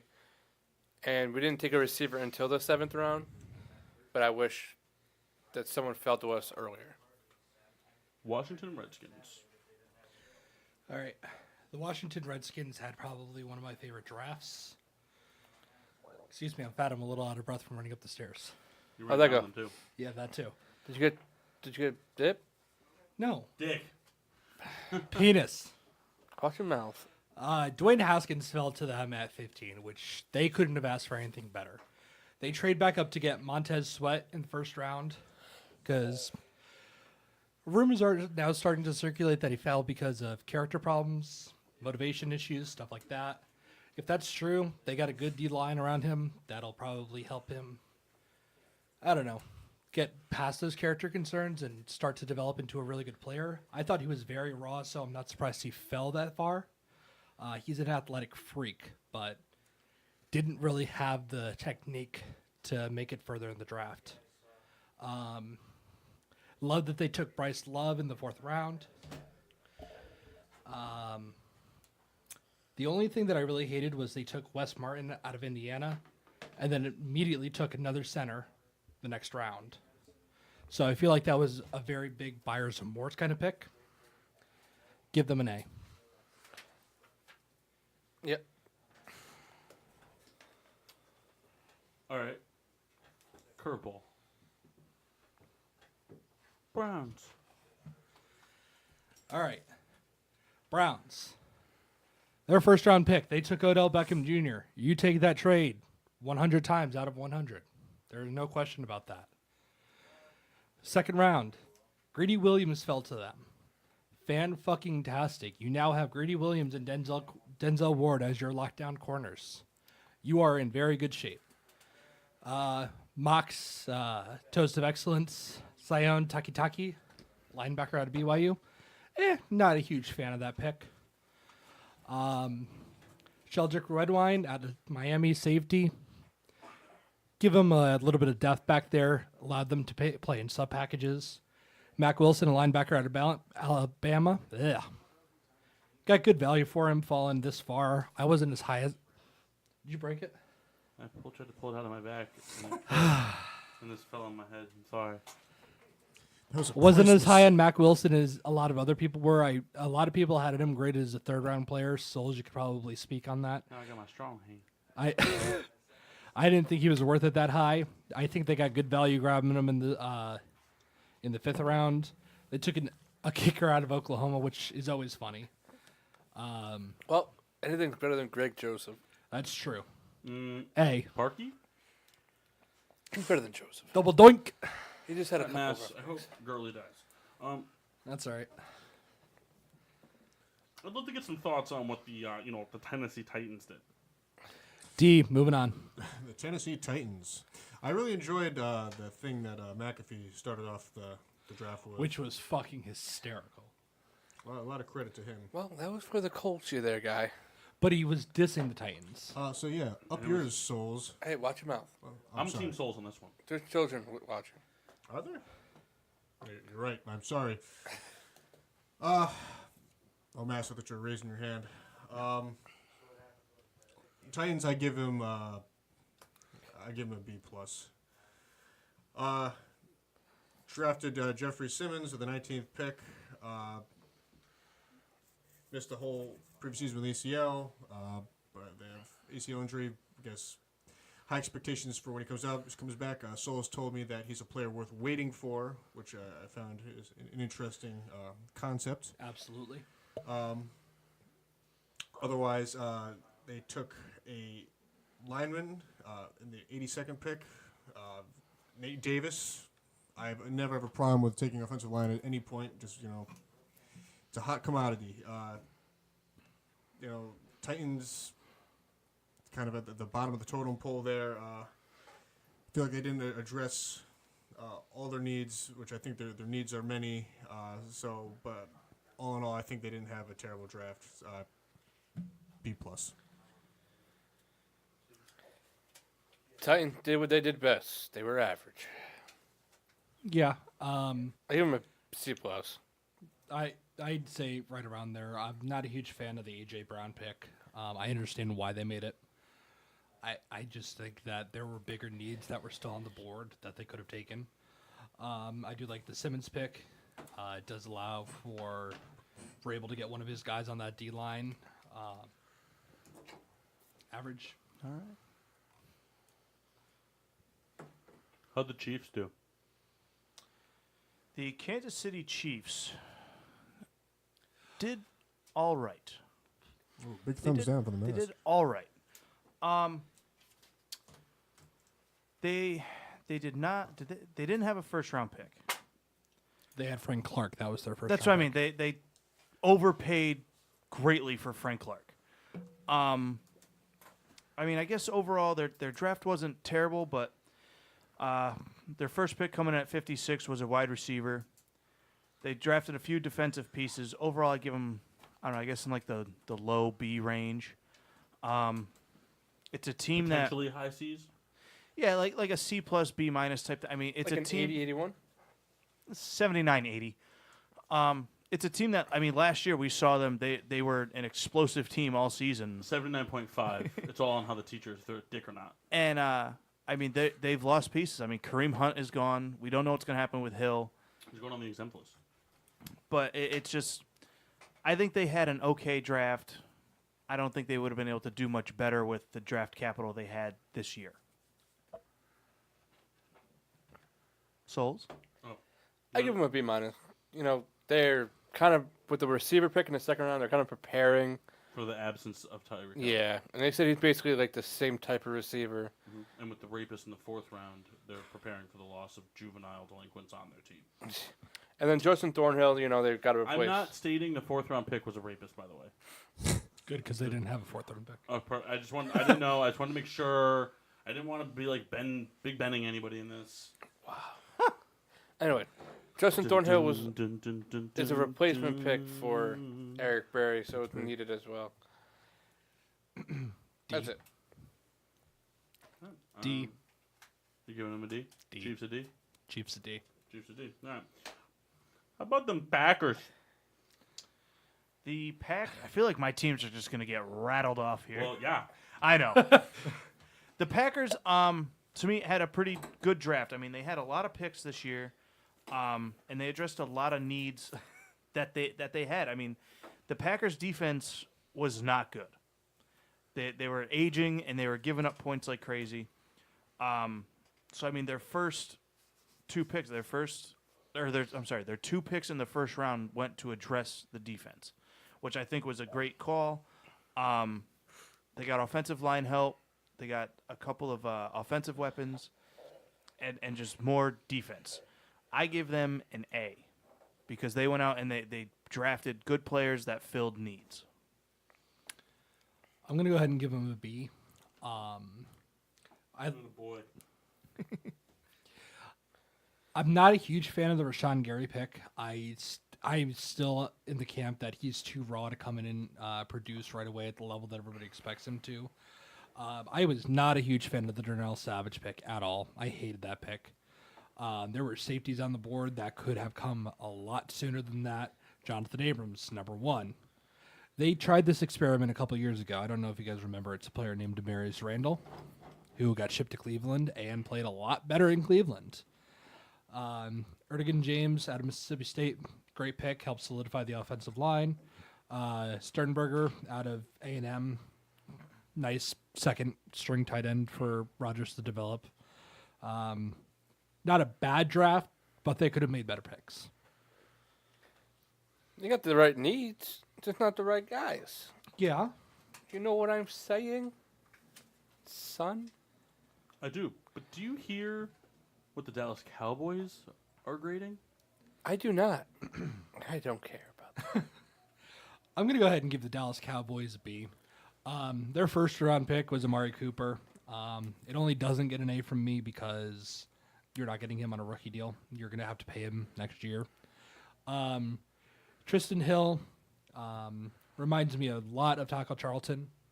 Taco. You mean tackle fall. Tackle fall. Reminds me a lot of Taco Charlton, except a little bit better.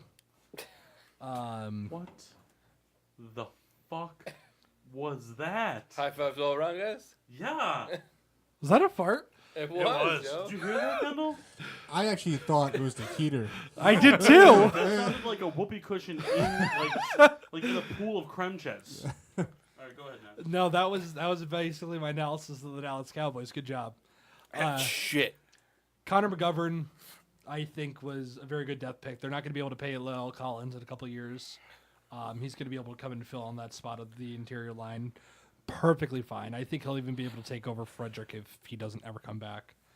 Don't like Tony Pollard out of Memphis. Yeah, real weird. They drafted 2 running backs. Yeah. Just seems kind of strange. I don't know. Like, I thought there was like a joke coming there. no, they That's did. why- They drafted 2 running backs. It just seems kind of. Any Odd. any other comments? B. Dallas? B. Let's say B. I'd be very curious to know how the New England Patriots' biggest rivals, the New York Jets, did. Got him. I was so excited to the Jets. I mean the Patriots. Fuck. Here, give another one. Kyle, just say your notes. Yeah, dude. All right. I give the Jets a B-. I think they did a great job in the first round. Quinton Williams is a great pick. You're gonna get what you're gonna get out of him anyways. Bless you. Thank you. All right. They were trying really hard to trade up in the second round. They weren't able to do it, and I think it kind of cost them. They did get a second round talent in Ja'Kai Polite, but he had a terrible combine. He went from being like a first round guy to a third round guy in like 24 hours. I didn't think the Jets had a lot of need they didn't address. I think they do need another a big time wide receiver. They need a tight end. They lost Varian Jenkins a couple years ago, and that's about it. Jets suck. Who is their tight end right now? I Probably even somebody they're going to pick up in a few years from this new graded team, the Baltimore Ravens. All right, the Ravens. Ravens were very safe draft. So many fucking PowerPoint slides. Why did they put in these animations? Can you spin it around? Transitions. I want to see it. Oh my god. So much effort was put into this. Not really. It literally was copy and pasted from something. Marquise Brown. Not He did the math to figure out like where they picked in the first round and how that turns into a decimal. no, I didn't. That's why I stole the picture. He has are all the slides their secondary colors and like the It's called a theme. No. Maybe if you tried hard at something, you would understand. Kyle, I run the show. Give me a break. You don't run the show. You just push the button. All right, sorry, the Ravens. Take that, souls. Oh yeah, do something for homework one time. Can you guys let Massey talk? I can't. I'm arguing with Kendall. Go Sorry, ahead. Mass. I say we get into a team fist fight. Me, Kyle, and the Mass versus Mock, Rita, and Red Baron. I got put on the wrong team. I was actually hoping to go solo on this one. Mass, who do you want to fight? Rita or Mock? Actually, wait, is it Drunk Kendall? Yes. Oh, then yeah, I'm on the good team. Yeah, you think so? He gets aggressive. All right, I'll take Kendall. I'll take Mock. I think Kyle. Just Kyle 'cause- would be happy with either one, to be honest with you. Kyle fighting Rebecca. Rebecca, you ever been Alabama slammed in a non-sexual way? No? Thanks. You're about to be Alabama slammed. All right. Anyway, moving on. Ravens. Ravens. Oh, all right. Yeah, make a pick. We've been waiting. Marquise Brown. Good wide receiver. Bad for the Ravens. Gave it a B. Jalen Ferguson fell to them in the third round. I really think they're going to hit on that pick. Get a Zadarius Smith type to really actually drive that up. I'd like Justice Hill's pick in the fourth round as a running back. Very safe, very average picks. I give them a B. Nice. Yeah, I agree. They just kind of let it ride. Took needs, but didn't make really any splashes. Anybody else? We're good? Good. Did Elway finally get his quarterback? Denver Broncos. That would be me. No, it's not. I am the AFC NFC South. What? Just please, somebody talk. God, all these jokes have just gone in the toilet. I was like, wait a minute. It's because this show is a toilet today. Yeah. Bad show. Keep tuning in. I think that only the get Denver worse from here. Broncos. Denver Broncos, I think, had a very good draft. They were able to trade down with the Steelers and still pick up a great offensive weapon and Noah Fant. They were able to take Fant, whatever. I think it's Font. It'd be F-O-N-T. No, because it's not Fanta. It's Fanta. This is very off topic. But again, they took an offensive lineman in the second round and were able to get the quarterback I think they wanted in the second round and Drew Lock. I give the Broncos an A. All right, Sosa's going to tell you why you're wrong. Yeah. I got nothing to say. It's a good grade. What? Agreeing with Mock? This is unheard of. Minnesota Vikings on the clock. Oh. The Minnesota Vikings. Selected. Just one moment. Get your PowerPoint going. The Minnesota Vikings. They shored up the offensive line, which was very poor last season. About fucking time they did it. I mean, really, they had to address it. Use their 18th pick on Garrett Bradbury. It was a good move. They need more force up front. The tight end in the second round, I thought was kind of strange. Again, Irv Smith, I think, will be good. But They're moving on from Rudolph. didn't they just pay him? No. I thought they just extended him. Even though they said they were trying to trade him hard during the trade. Oh, okay. Yeah. I didn't know that. I think they kind of gave up on him. But I mean, even still, Rudolph has been a solid tight end for them, Yeah, especially give in the him to red zone. Pittsburgh. Bring back Pettigrew. I personally give the Vikings a B grade. Some of the picks they made kind of didn't really make much sense to me. They drafted 2 wide receivers. I don't know. To me, they have a very deep receiving core as it is, and guys that they're paying a lot of money. So I think they could have used those picks elsewhere, but I give them a B. Yep. Anybody? No? Obligatory fuck the Vikings. Atlanta Falcons? Hey. So, I personally give them a B minus. That's a cousin. Hey. How you doing? Hey. So in the first round, they got Chris Lindstrom, guard, which is a good pick. They needed help. Then they traded back in the first round to get another offensive lineman, which I didn't understand. I think you could have used that to get like an explosive, like corner or receiver or something along the lines, because they didn't need another offensive lineman. They had a solid one last year. I get it. They're trying to keep Matt Ryan up or whatever. But they got running back Quadri Olson out of Pitt. I'm not going to lie. I have no idea who the fuck that guy is. But they need another running back because they lost Coleman. So, good pick. What do you give him? I give him a B, I said. Oh, I didn't hear him. I'm sorry. Fair? A. I'd probably give him a B plus minus. I'm in that B range because I agree with what Sol said, is that they traded back up and they could have used that pick on the defensive side of the ball. But you like who you like. Yeah. Who knows? Maybe there's an offensive lineman that's injured. We don't know about yet. Yeah. They could have Sure. got Byron Murphy. But they don't need a defensive back. Kind of. They took a defensive back right after they took the tackle. They don't need. They don't really need that many like high quality defensive backs. No, I really think that. Everyone they had last year was just hurt. Yeah. I don't think their defense is a problem.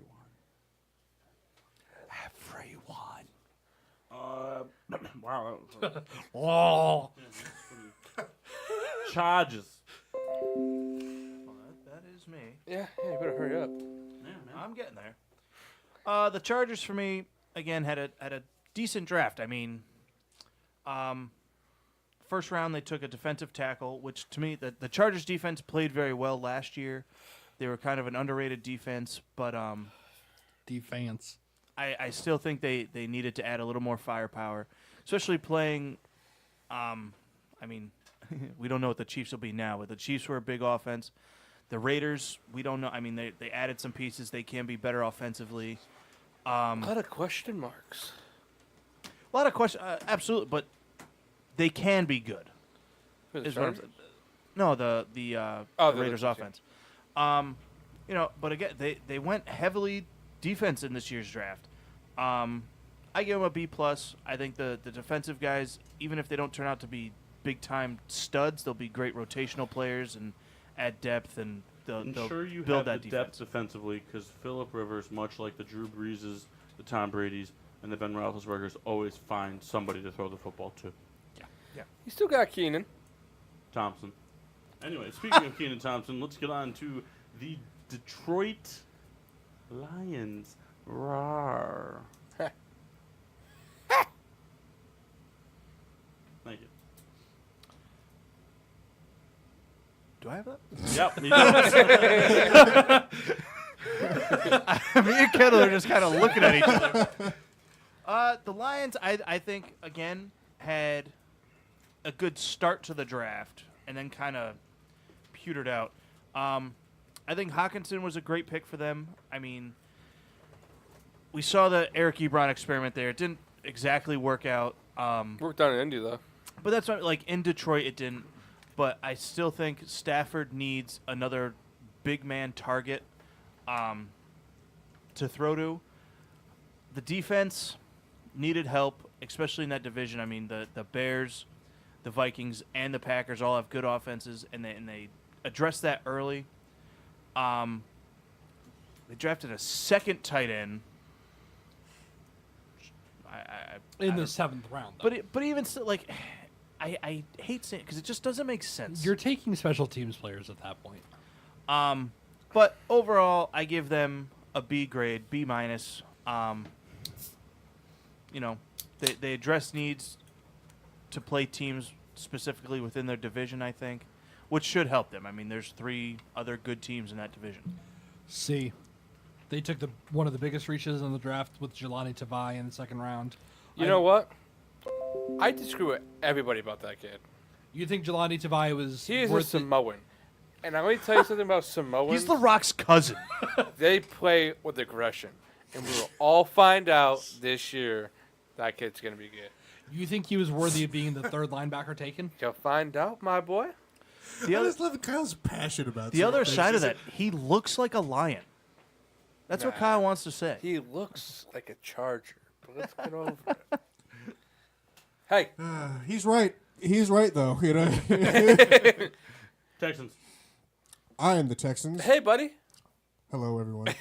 Figure How was your draft? Our draft was kind of so-so. I give us a C minus. Go lower. So, well, You should go a lot lower. because I'm a homer, I can't give myself lower than a C minus. You can't give yourself the D? Nope, can't do it.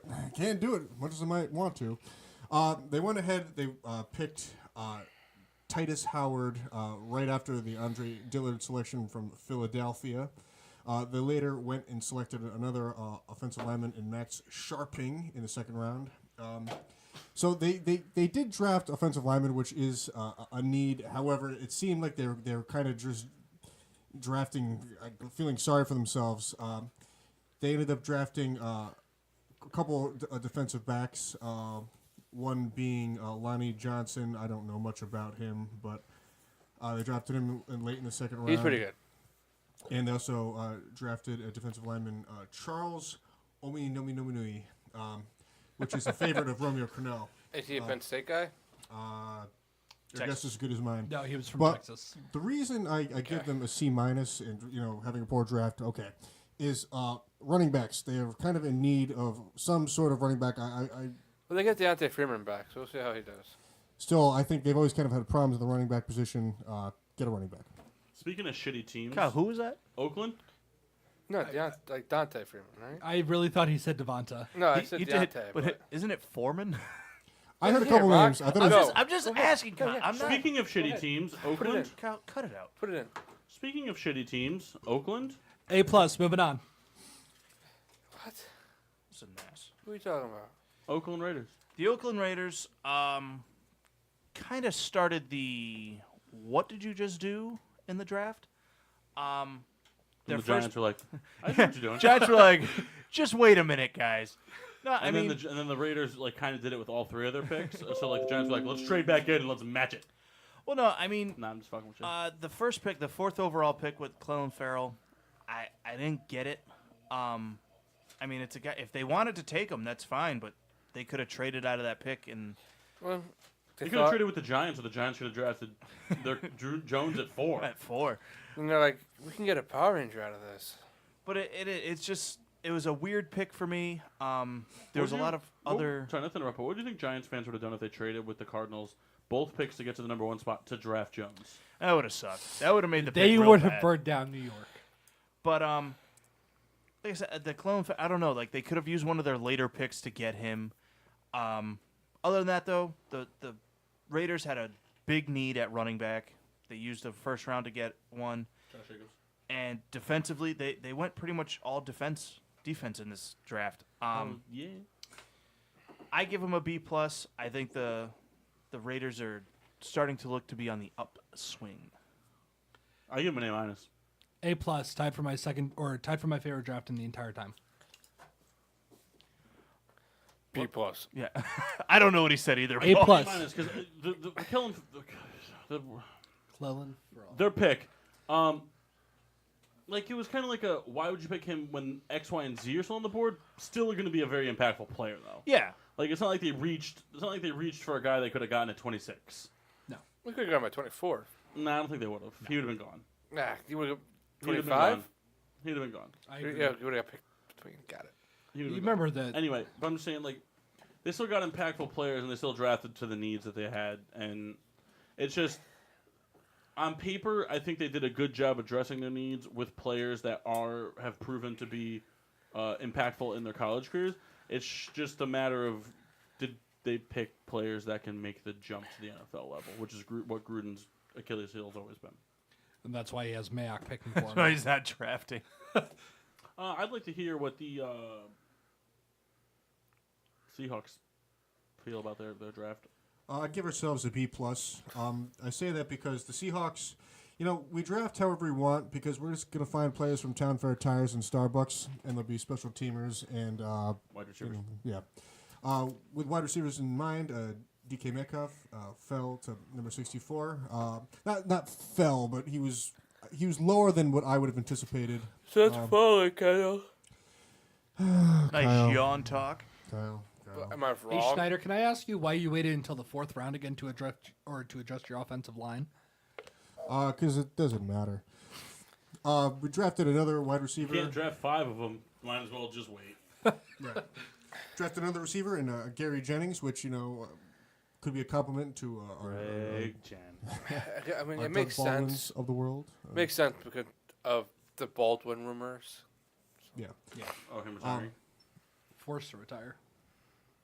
Legion Boom is done. We all know it. A lot of defensive needs. They're trying to build that back up. So it's not all on Russell Wilson. Drafted L.J. Collier in the first round. Also selected Marquise Blair, which is an aid to the secondary. So I think they're trying to build up that defense again to kind of give a backbone to that Seahawks defense. I give them a B+. C-. I think the Seahawks had a great draft. I mean, this is a team that historically does not address the offensive line. Russell Wilson just kind of runs around and gets around it.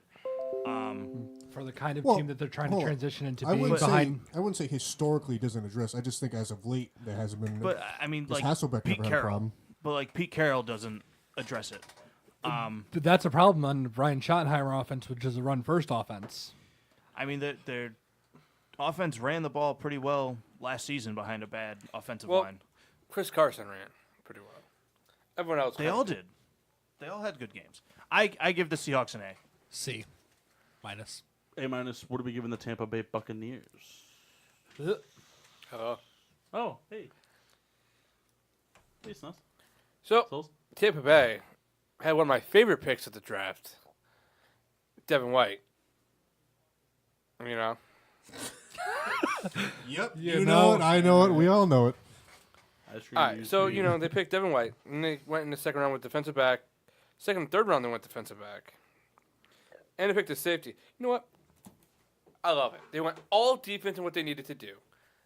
Their offense is okay for now. They have Bruce Arians. They're gonna figure it out.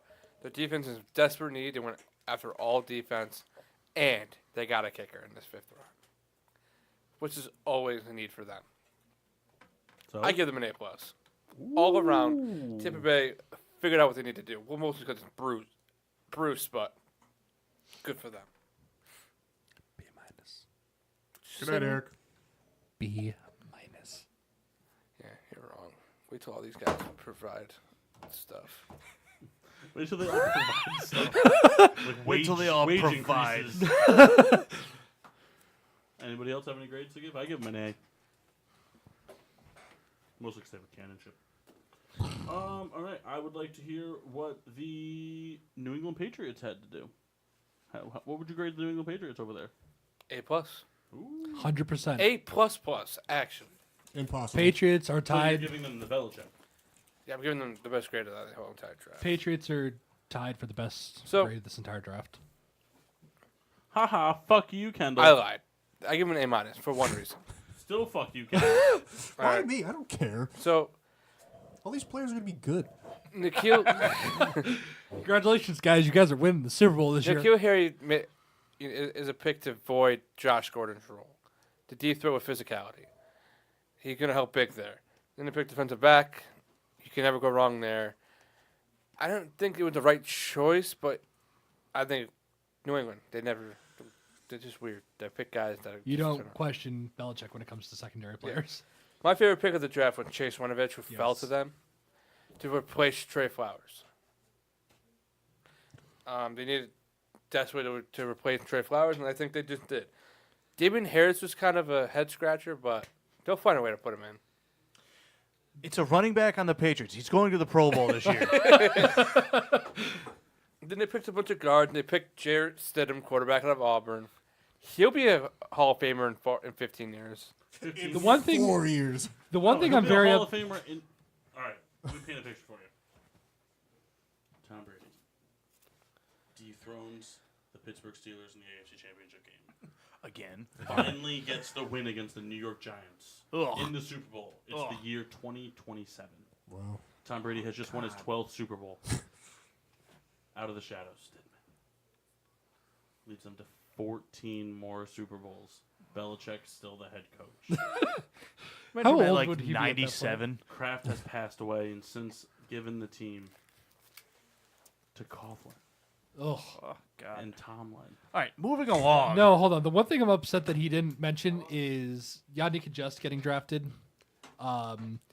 Kid was a surefire round 1 pick before he got injured before the draft process. Fell to them in the 3rd round, at the end of the 3rd round. That kid will be their right tackle for the next 10 years. What do we have to say about the New York Giants?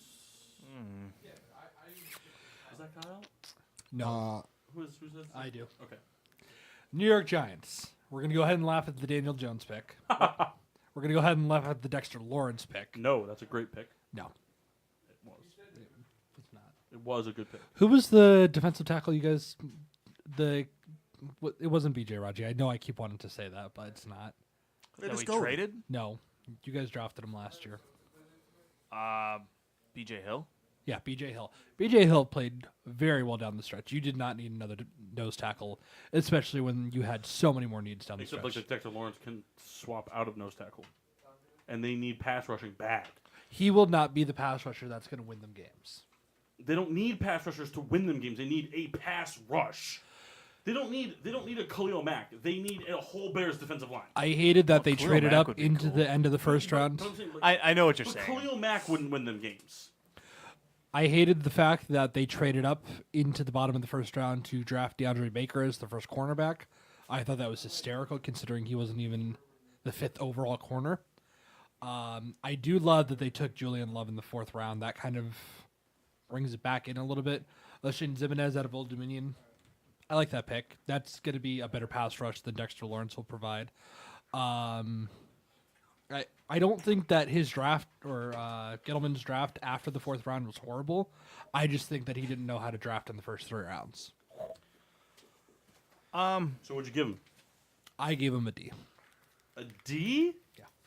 Oh man, I give the Giants a B plus. I got him in the B range. I mean, I know we talked earlier. I wasn't crazy about Daniel Jones at 6, but I think Dexter Lawrence will be a great player. Here's the thing. I don't give a shit what pick they used to get a quarterback. They just finally picked one. No, I know, but that's what I mean. Like, But they picked one 2 years ago in Davis Webb, and now everybody hates him. They picked somebody that can actually here's start the thing. games and no here's one's the gonna thing. laugh. Webb was picked in the 3rd round, Plus, people thought that was Joe Webb.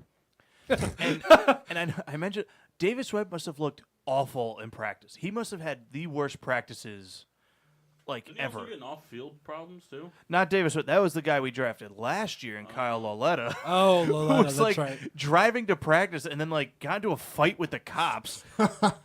Like, it was so I just weird. want to drink my beer. Leave Like, me alone. well, they said like he was driving the wrong way down a one-way road, and then like tried to say he was a New York Giant. Like, Well, he but was. I know. But really, I mean, the I hate Giants. the to Daniel me- Jones pick. I really don't think he's ever going to turn into anything more than a career backup. Oh, hey, I mean, we'll see. That's a pretty darn good backup. We'll see. But I think the Dexter Lawrence pick was really good. DeAndre Bay, I mean, same thing. They traded up. I thought they traded up to get a corner that they could have gotten at 37. But Easily. hey, I mean, it's a guy that the team wanted. They went up and got him. I think he fits the Giants better than like a Greedy Williams would have. Better than Byron Jones? Murphy, take a shot, Mass. You're right. I want to get a button whenever Mass is like something like the contrary, and it's you hit the button straight from the Mass's mouth. How'd the Pittsburgh Steelers do? Steelers got to be.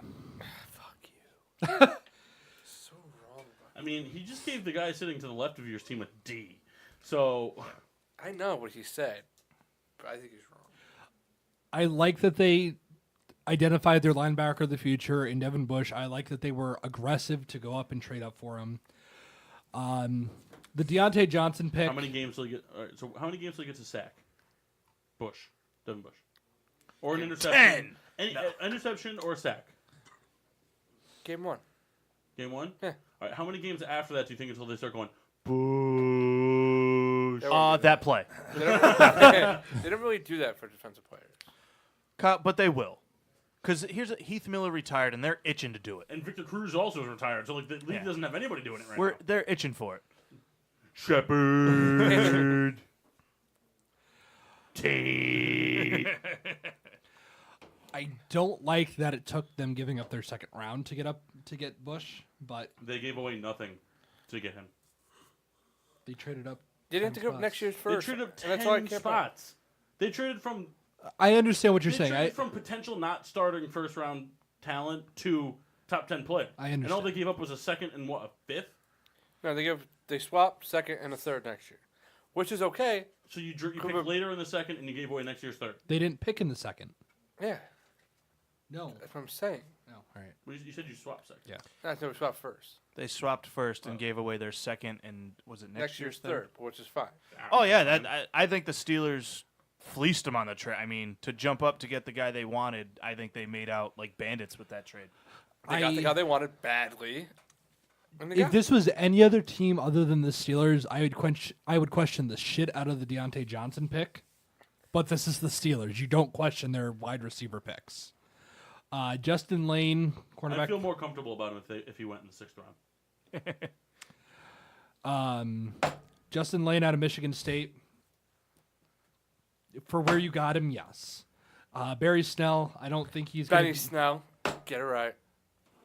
I don't think he's going to do anything other than come in and spell Connor. But for the fourth round, what more can you ask for?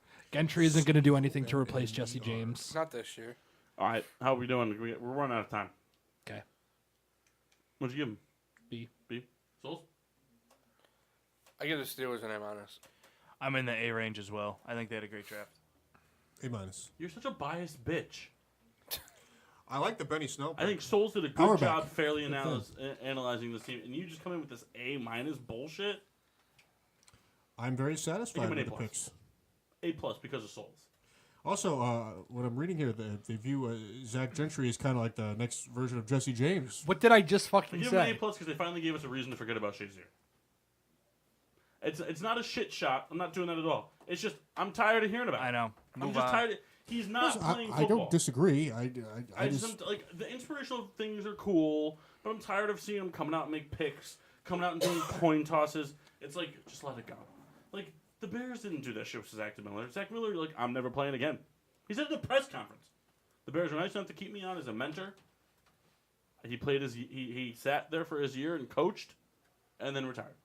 I think it would be different too. Like if Shazier was like an all-time like great Steeler, then He would have been. He would have been, but he's not. But again, he would have been maybe. It's like Palomalu. He was very good. I'm not saying he's not Palomalu good. could have been a great Steeler, but Really, instead, like- he's up there with the Chris Contes and major rights of the world. Shazier was a very up-and-coming player. I'm not saying he wasn't good or that he wouldn't have been great, but we don't know. I Like can pitch you without he was only in for a couple years. Sorry. It is what it is. I agree. Like, I wish him the best, but I'm ready to not hear about it anymore. Excuse me, I'm sorry. Hey, I said I'm If sorry. you meant that, you should be deheaded. Deheaded. There you go. Drafts, grades, we did it. Great job, gents. Good job, boys. All right. Did I do all my NFC South picks? Yeah, you did. New Orleans, Carolina, Atlanta, Tampa Bay. You did. You did. We are way behind on schedule, so I think we're gonna cut out Riddler's rankings. Okay. We got Riddler, can you lift 45 your mic minutes a little left. bit? We're losing you. What? Your mic. We're What's losing wrong you with a it right little here? bit. Well, then keep it right here. Dance it around a little bit. I'm losing you. This seems like stuff we shouldn't be talking about on air. You should be texting me these things. Bad producing. D-. Headphones, key. Well, so let's kind of like just real quick. We'll do a little bit of NHL talk. I thought for sure somebody was going to. We didn't grade the Bears, so I was gonna say I thought I didn't do all my teams. I skipped the Bears because I don't want to hear their grade. But I have my own grade in my head. But Maxine, Well, I had the Bears. I overall gave them like a B plus A grade.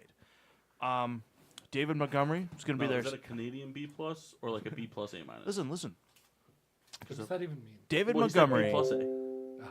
David Montgomery is going to be the starting running back for the Bears. Not this upcoming year, the year after. I love that pick. The trend is over, Mock. It's not the same thing. It's been going on for years. But it's what do you mean years? It's been going on for 2 years. No, it happened when Forte was still there. This was one of my No. favorite picks of the Yes, draft. because there was Langford, and Langford looked like the next great thing. But they started playing Langford more because they had no intentions of re-signing Forte.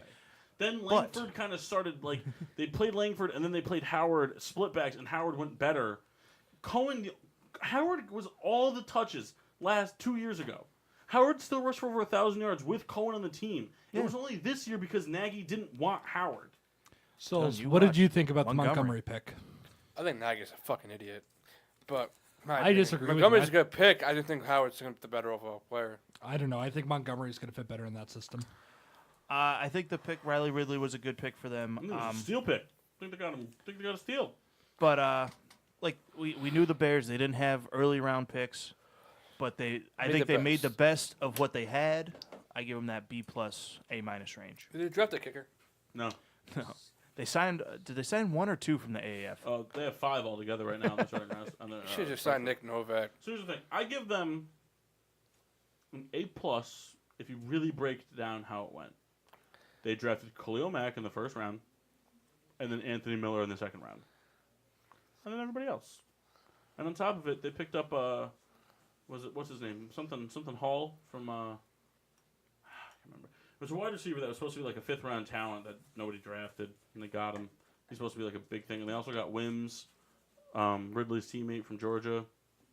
I think the Bears had a great. I think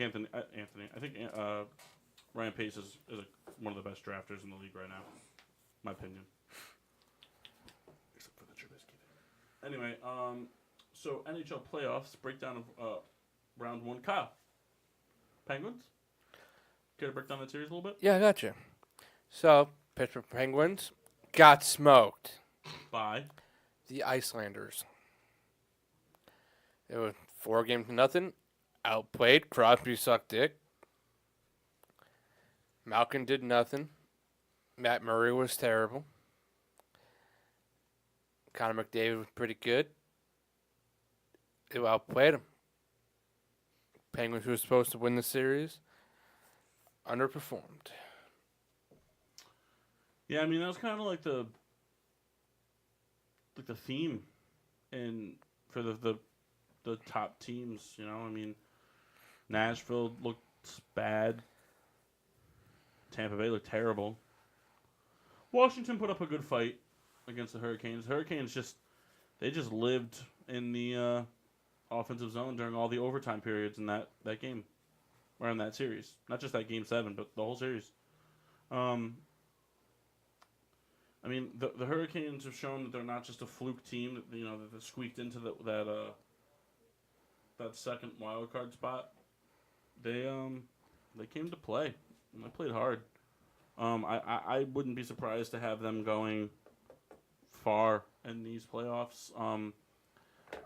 The Bruins are one of those teams that whether they win the whole thing or lose this round, it's going to be 6 games every time. The Bruins are not like a sweep team, and they're not a get-swept team. The East is poising up to be very great. I love the Columbus, Boston. It's like skill and showmanship, or like skill and like pizzazz versus showmanship, like or sportsmanship and aggression. Like the Bruins are just that team that like they just play so physical and aggressive, but they just have so much sportsmanship about it, other than Martian. And then the Blue Jackets are just like that team that can just light up the scoreboard. It's gonna be very interesting. San Jose is gonna be interesting. I think they're playing Vegas, right? San Jose did play Vegas. Yeah. Yes. What are the series at right now? I know Canes are up 2-0 on the Islanders. Pretty sure Columbus and Bruins are tied 1 apiece. 1 apiece. Both games overtime. Yeah. Blue Jackets have played a lot of overtime. Oh shit! In the second game, double Actually, overtime. the Capitals Hurricanes game was the second longest game or third longest game 7 in NHL history. Really? Man, I think they scored with like 8 minutes left in the second overtime period. Oh my God. I think the Blackhawks Predators have one of the longest games in Stanley Cup history. They almost went 3 overtime. I think they did go into 3 overtimes. So, Baron, what are the 2 games that are in overtime right now? No. The Columbus Blue Jackets and the Bruins have both had both their games go to overtime. Oh. But that's tied 1 apiece. I know the Canes are up 2-0. Yep. I think Avalanche and Sharks. I think the Avalanche have a 1-0 lead on the Sharks. They're tied 1-1 now. Tied 1-1, and Dallas and St. Louis has 1-1 too. Yep. Actually, I was watching the replay of the Avalanche Sharks game today, and Sharks went empty net with like 2 minutes left, and they ended up scoring. But 10 seconds left, they won the Face-off. the face-off, but they just couldn't get it done. I was rooting for them. It was exciting. I mean, these are all teams that are like, they're like underdog teams, all of them really, coming into this Stanley Cup. I mean, I'm looking at it, the one team, I think out of all these teams, the one team that you could really say, like, they should have gotten it done is San Jose. San Jose, in my opinion, San Jose on paper had the best roster going into the whole season. They had a video game roster between Carlson, Thornton, Pavelski, Burns. Like their team, it's a video game lineup. It's what you make in a fantasy draft. Doesn't hurt that Vegas fell apart during the power play in the last 10 minutes of Game 7. Yeah, no. And then the fucking call, the 5-minute penalty. That was interesting. I don't know if any of you guys saw it. Any of you guys see that? I read it, but I didn't get a chance to see. And for anybody who's, and probably most of our listeners, Game 7, San Jose versus Vegas. There was a face-off and there was a tie-up. Vegas center cross-checked into Thornton, who got pushed backwards, and then another player came in and kind of like pushed him up, but like tangled his stick into his arms, causing him to kind of do a front flip and land on his head, lacerating his head open and bleeding out on the ice pretty much. Vegas was then given a 5-minute major penalty, which for those of you who don't know, a 5-minute major penalty is you play a man down. The 5-minute major means you're ejected from the game, and then your team plays a man down for 5 minutes no matter how many goals are scored. When that happened, Vegas was up 4-1. San Jose won 5-4. They scored 4 goals in that 5-minute period. Yeah. And there's a lot of controversy. The NHL officiating crew probably put out an apology to the Vegas Knights. There's a lot of should this have been a major penalty. Do you think it should have? I'm really honestly torn about it because the first guy came in and cross-checked 2 minutes. That's 2 minutes right there. But the second guy came in while Thornton was being hit with the intention of hitting him harder. And he kind of misjudged the hit, but he ended up causing Thornton to tumble, and he landed on his head, and there was blood dripping out of his helmet. Like, I don't know. It's tough because in slow mo it looks malice. Is that the right word? Yeah, like malicious. Malicious. Yeah, it looks malicious. But in real time, it just looks like a oops. Like he's not like the second guy's not coming. He's Like not a coming in bang, full play? speed to fucking like no, not bang bang. That's the shit. It's slow. The second guy doesn't come in within like doesn't look like he's coming in with intent to hurt. He's coming in to hit him, but it doesn't look like he's coming in to like be like, oh fuck you, man. Like it's tough. I don't know. It is what it is. It can't be changed. I think San Jose was the better team anyway. So just nature's way of finding ways to win. I was very surprised to see the Islanders sweep the Penguins. Very, very surprised. I was very surprised to see the Islanders win the series, to be honest with you. Not because the Penguins are better than them, just because the Islanders... Are the Islanders? Choke they do. City. Quick thing. Sixers just tied the series 1-1. 90-49 victory. Congratulations. Thank you. 90-49. No, 94-89. I heard him say 90-49. I did too, but I saw the score before, so I was like, I was like, holy shit. They won by so much. So far, I mean, we're shaping up to see a lot of things. Hurricanes Capitals was a great series. I was also a big fan of the Blues and the Jets. Believe it or not, I've actually watched every game so far of the Stanley Cup playoffs. I haven't watched them all live, but I've watched them. I've turned off the notifications to my phone, so I don't get them. Blues and Stars are playing right now. Yeah, it's being recorded. Don't tell me the score. Oh, you don't know. You can tell me the score as long as it's not the third period. it's 17-13. I believe that. They went for 2 and didn't get it. Damn. But I think the Bruins Maple Leafs was the steal series for fans. It was so intense. I believe it went 7. It was just such a good series. It was that typical battle of like you see in sports many times where it was like the old man led team with the the youth they're breeding in the Bruins. The Bruins Maple Leafs was essentially like watching Patriots Chiefs. That's really what it was. It was you have the Bergeron, Tom Brady, and then you have like the Marchand who was kind of like the Gronk, and then all the young guys, which are like all those people that like nobody's gonna remember were Patriots in 3 years, And then the Maple Leafs were just like, look at all our shiny new toys that we have. Tavares and Matthews and Mahomes and Hill and Kelsey. It's like, look at all our shiny toys. We're young and we're ready to go. And the Bruins just were like, we'll show you how it's done. And we'll keep doing it. Yeah. So I just think it was I'm a big fan, especially in hockey, of that old versus new. I don't know if you guys saw, I think it was like a week ago or whatever. Jaromir Jagr is like 52 years old now. Yeah. He scored like 4 goals in a game. He owns that team. Yeah. I saw something interesting today. I can't remember who his name was now, but oldest goalie to have a win in the playoffs, 35 years old. What team? I thought it was Cam Talbot? I thought it was Columbus. Bobrovsky? No. Who's their backup? I don't even know who Bobrovsky's backup is. Yeah, but he was 35. I thought he ranked like number 2. Wow. Keyshawn Johnson. That's it. Made his NHL debut. Boston Bruins goalie Tim Thomas. Is that right? No, it's not. Never mind. That's I from say he is 2012. not on the Bruins anymore. Yeah, He was pretty good back in the day, though. For the Bulls? And the Knicks? But anyway, he's 35 years old, first playoff winner. I thought that was cool.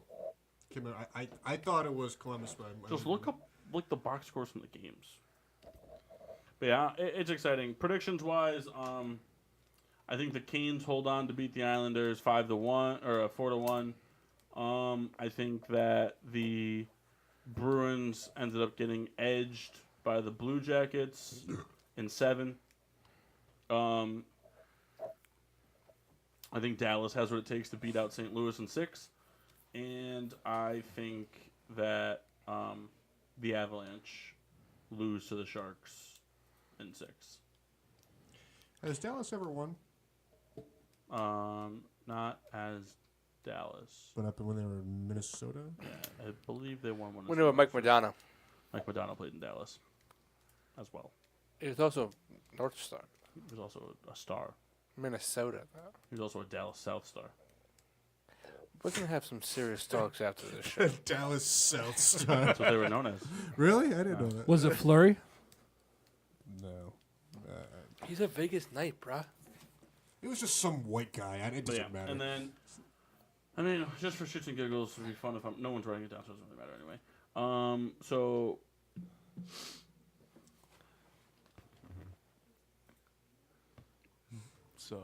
I'm just thinking. Sorry, I'm thinking, you guys can talk too. I've been doing a lot of this NHL talking that you guys aren't helping. Columbus. I think the Stanley Cup final comes down to Carolina Hurricanes versus the Avalanche. You heard it here first. That's what I said. Kidding, Kyle. I just wanted to make you happy. You should do it. Actually, I said Columbus. Hurricane Stars. Anyone can go fast. Anyone. Hurricane Stars. Yeah, Columbus. I would like to see the Hurricanes win it just to see what they do after if they win it at a home game. They just because they're the team that does those celebrations, those fun celebrations after every home win. Mm-hmm. You got to do something. I'm assuming you just shoot somebody. But, yeah. Hurricane Stars. Anybody care to make any predictions Whalers. at all? Anybody care to chime in about anything? I'd like to make a couple predictions. About hockey? Yes, I have the Bruins holding on. I think they win out the rest of their games just by the points you made earlier. It's this veteran team, been there before. They seem to get it done during crunch time. I have the Hurricanes holding on as well. They will complete the sweep. I have the Blues winning the game. That series will go 7. And I have the Sharks going on to win in 6. Carolina, San Jose. Carolina wins. In 7. Go Whalers. The Hurricanes have already won one since moving. I know. I already said mine. Columbus Avalanche in 6. Sharks, Bruins in 5. Ooh, when you find a 10 in your bag. Only 2 in here, Kyle. You want to do 1 and 1? Is there really only 2 in there, or we haven't looked? 2 and 2. You guys should make out. I'll join in after. You want to swap them back and forth every 5 minutes? Yeah. Remember that time I dip pooches in your mouth outside of the woodworking shop? I won't throw up. Mock laughed very hard. So funny. I'm sorry, what? Another Yeah, story. we can tell this story off air. But if you heard Why what he did said, you you start basically it on heard it air? all. But it's so funny. Anybody else have any predictions? I think we all went. Well, Sure. Riddler, are you going to? It looks like you're going to make us a bracket. Yeah, I gotta do it right now, real quick. So- I forgot to write them down. Well, that's okay, because we can talk about other stuff. What do you got, Reed? What do we got? Kenny Sunkissed. Ooh, I thought we did away with that. Actually, it's funny. The name is somewhat grown on me as time goes on. But What's the nickname? Kenny Sunkissed. Kenny Sunkist, yeah. I'm too attached to the name Red Baron, though, because for the plane noises. Because whatever the Sunkist go, psh, like that's stupid. Like the sound of then soda If opening. you open up a soda, it kind of does that too. No, someone say his name. Say the name. Kenny Sunkist. Fuck you, Fanta. See? Same thing. Go Not a right, sponsor. just go right at him. Think about it. You're orange. Just like Sunkist. If you look at the camera, I do look like a carrot a little bit. But it's really because I have Carrot a S. Oompa loompa. And you love doompa celery. dee thin doo. face. I don't what? So, What does that have to do with anything about being orange? Anyway, enough with the nonsense. Enough with the nonsense. you're a vegetable kid. What do you got for us, Ken? I figured we would talk for a second. We addressed the draft in the previous hour and dance in this one. But of the first rounders, I was curious what you guys would figure who's going to make the immediate impact with the exclusion of Kyler Murray. He's not going to make that big of an impact. Well, I guess what I'm saying is who's get like in their. How many wins in did their- they have last year? Cardinals. 3? 3? 2? 3. 3? They're going to win 5 to 6 games this year. In their playing time, the quarterback perhaps arguably could have the biggest impact on your team in how the result of the game goes. Either Devin White or Devin Bush. Devin Bush. One of the two of them. So as you seem to concur. Yeah, they're gonna play a lot of Devin White has the maturity to be a leader now, and he's going to be the leader of that Tampa Bay team. Devin Bush is going to come in and get a lot of playing time because he's got a high IQ and a big motor, and that's what the Pittsburgh Steelers like. I think Josh Allen's going to turn a lot of heads this year. I think he's going to be very good. Not to be confused with the Buffalo Bill, Josh Allen. No. No, It's he's funny the same though, guy. if he fell to the Buffalo Bills. I had him going in my draft for the Bills. I think they were already I think it's next season the Lions play the Bills. Josh Allen can sack Josh Allen. Well, you're wrong. Just that should be a shot. Why? Because the other Josh Allen is a Jaguar, and you said he was a Lion. Did he go to the Jaguars? Yes, he did. did. Wait Oh, to he did. wait Hawkinson till went to LeGarrette the Blunt Lions. it. Hawkinson went should- to the Lions. You should take a shot for that. Man, I thought he went to the Lions. Just take a shot. But it is interesting that both Josh Allens You went know with the you 7th deserve pick. it. Yes. So I thought that was cool.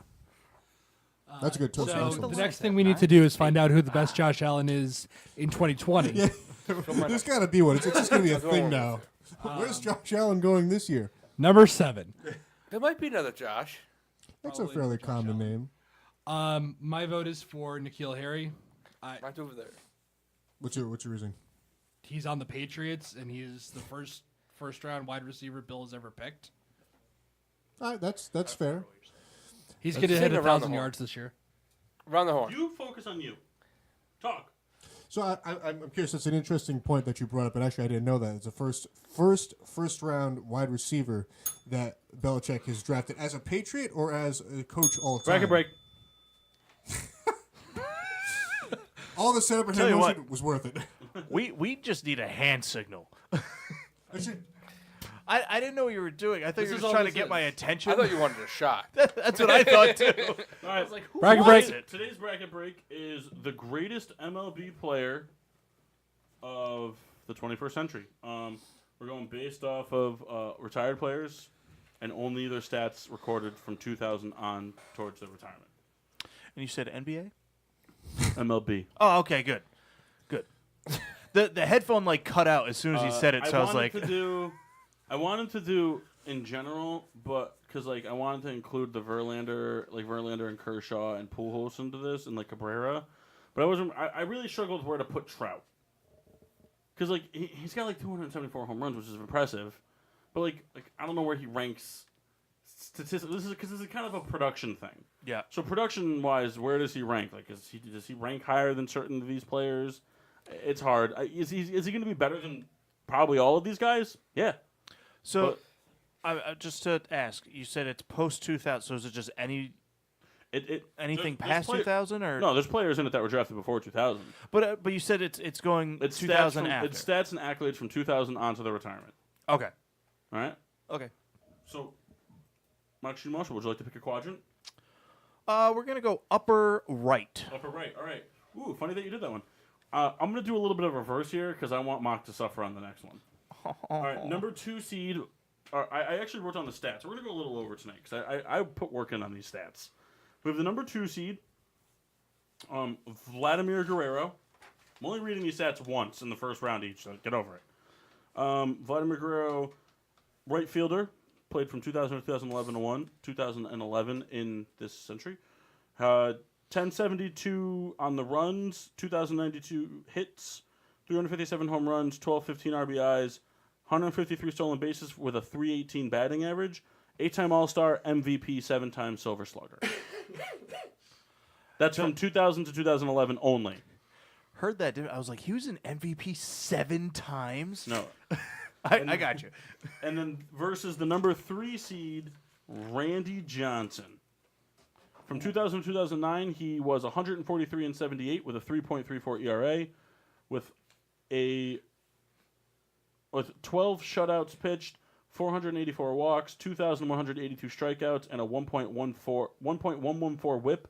4-time All-Star, 3-time Cy Young, a pitching triple crown, 2001 World Series MVP, and obviously with that, a World Series win.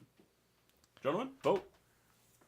As everyone votes, I made myself laugh real hard when you talk about Randy, because I thought for sure, and I don't know why. One bird killed. No, I thought for sure you were going to say 143 pounds, and it made me laugh so hard.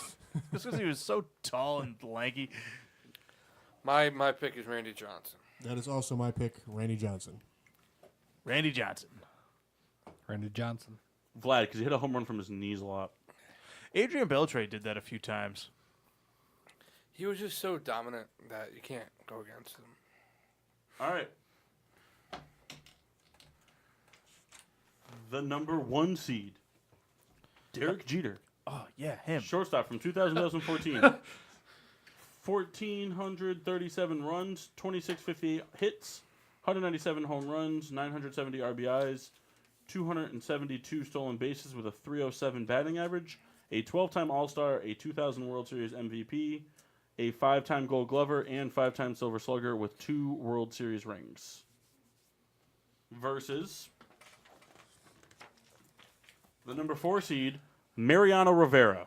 From 2000 to 2013, 56-47 record with a 2.05 ERA, 523 saves with 167 walks, 836 strikeouts with a .954 WHIP, 11-time All-Star, 3-time Reliever of the Year, 1-time Comeback Player of the Year. Mariano Rivera. Mariano Rivera. I thought you were going, Kyle. Your turn. Derek Jeter will forever be my favorite player of all time, but Mariano is the greatest closing pitcher of all time. Mariano Rivera. Mariano Rivera. More Would you like to vote men for what have it's worth, walked Ridley? on the moon than have scored on Mariano in the playoffs. That's a cool stat. That's is. pretty cool. He also walked up to a terrible song. False. It's a bad song. No, it's a bad song, but the walk-up is dope. Yeah, it's very dramatic. No, the walk-up was good, but the song is terrible. Yeah, that's what I'm saying. All right. Exactly what you just said. Pick a quadrant. I can't understand you when you're drunk. I'm not even that drunk. Pick a quadrant. Lower left. All right. Number 1 seed, Roy Halladay. From 2000 to 2013, he posted a 194-98 record with a 3.36 ERA, 19 shutouts with 2,022 strikeouts, 511 walks with a 1.157 WHIP. He was an 8-time All-Star and a 2-time Cy Young Award winner. Versus the number 4 seed, Johan Santana from 2000 to 2012. What? I never liked Johan. I'm sorry. But he went 139 and 78 with a 3.2 ERA, 10 shutouts, 567 walks with 2,000 strikeouts, a 1.132 WHIP, 4-time All-Star, a 2-time Cy Young, a pitching triple crown, and a Gold Glove as a pitcher. Roy Halladay. Roy Halladay. Santana. Santana. Ooh. You know who this is going to be. I'm saying Roy Halladay. Yeah, I put Kevin Nash. Oh. All right. The number 3 seed, Todd Helton from 2000 to 2013. He posted just under 1,200 runs, just over 2,100 hits with 304 home runs, a little under 1,200 RBIs, 27 stolen bases, and a 3.17 batting average, 5-time All-Star, 3-time Gold Glover, and a 4-time Silver Slugger. How many years did he play after 2000? 2000 to 2013. 13 years. 27 stolen bases in 13 years. He's the GOAT. Versus the number 2 seed, Barry Bonds. Barry Bonds from 2000 to 2007 had 772 runs with 925 hits, 317 home runs with 697 RBIs, 54 stolen bases. I'm going to say, oh my God. .322 batting average, 6-time All-Star, 4-time MVP, and a 5-time Silver Slugger, as well as breaking the record for most home runs in a season. Eternal cheater. Whatever. Still did it all. Yeah. So I'm going to go Bonds. Bonds. I think Bonds is a better player, but Todd Helton's one of my favorite players of all time. This is more impactful. Like this, come on. This is greatest player of 21st I know, century. I know. You can't vote for the scrubs you like. No, but he was good. Strubel Cabrera, where's he? Well, he doesn't deserve to be, but Helton deserves to He be on doesn't the deserve list. to be on the bottom of my boot. Is he? Helton. Bonds. Bonds all day. Well, I'm just going to Helton. He was not going to win, so I could vote for Helton. I will say this, though. Todd Helton started off his career as a pure power hitter, and then by, year 2008, all went down. Number 1 seed, Alex Rodriguez. From 2016, 1,528 runs on 23-24 hits, 548 home runs with 1623 RBIs, 211 stolen bases with a 291 batting average. Was an 11-time All-Star, 3-time MVP, 2-time Gold Glover, 10-time Silver Slugger, and a 1-time World Series champion. And to Jennifer Lopez. Versus the number 4 seed, Andrew Jones. From 2000 to 2012, 947 runs, 1,500 hits, 350 home runs with 1032 RBIs, 78 stolen bases with a 253 batting average, 5-time All-Star, 8-time Gold Glover, 1-time Silver Slugger. A-Rod. A-Rod. Andrew Jones, killer with the glove, way better than A-Rod with the glove. And Andrew Jones banged Scarlett Johansson, so better than Jennifer Lopez. Andrew Jones, though, very underrated, I will say. All right, so it's just A-Rod. Okay. Mass is fading on us. All right, number 2 seed, Manny Ramirez.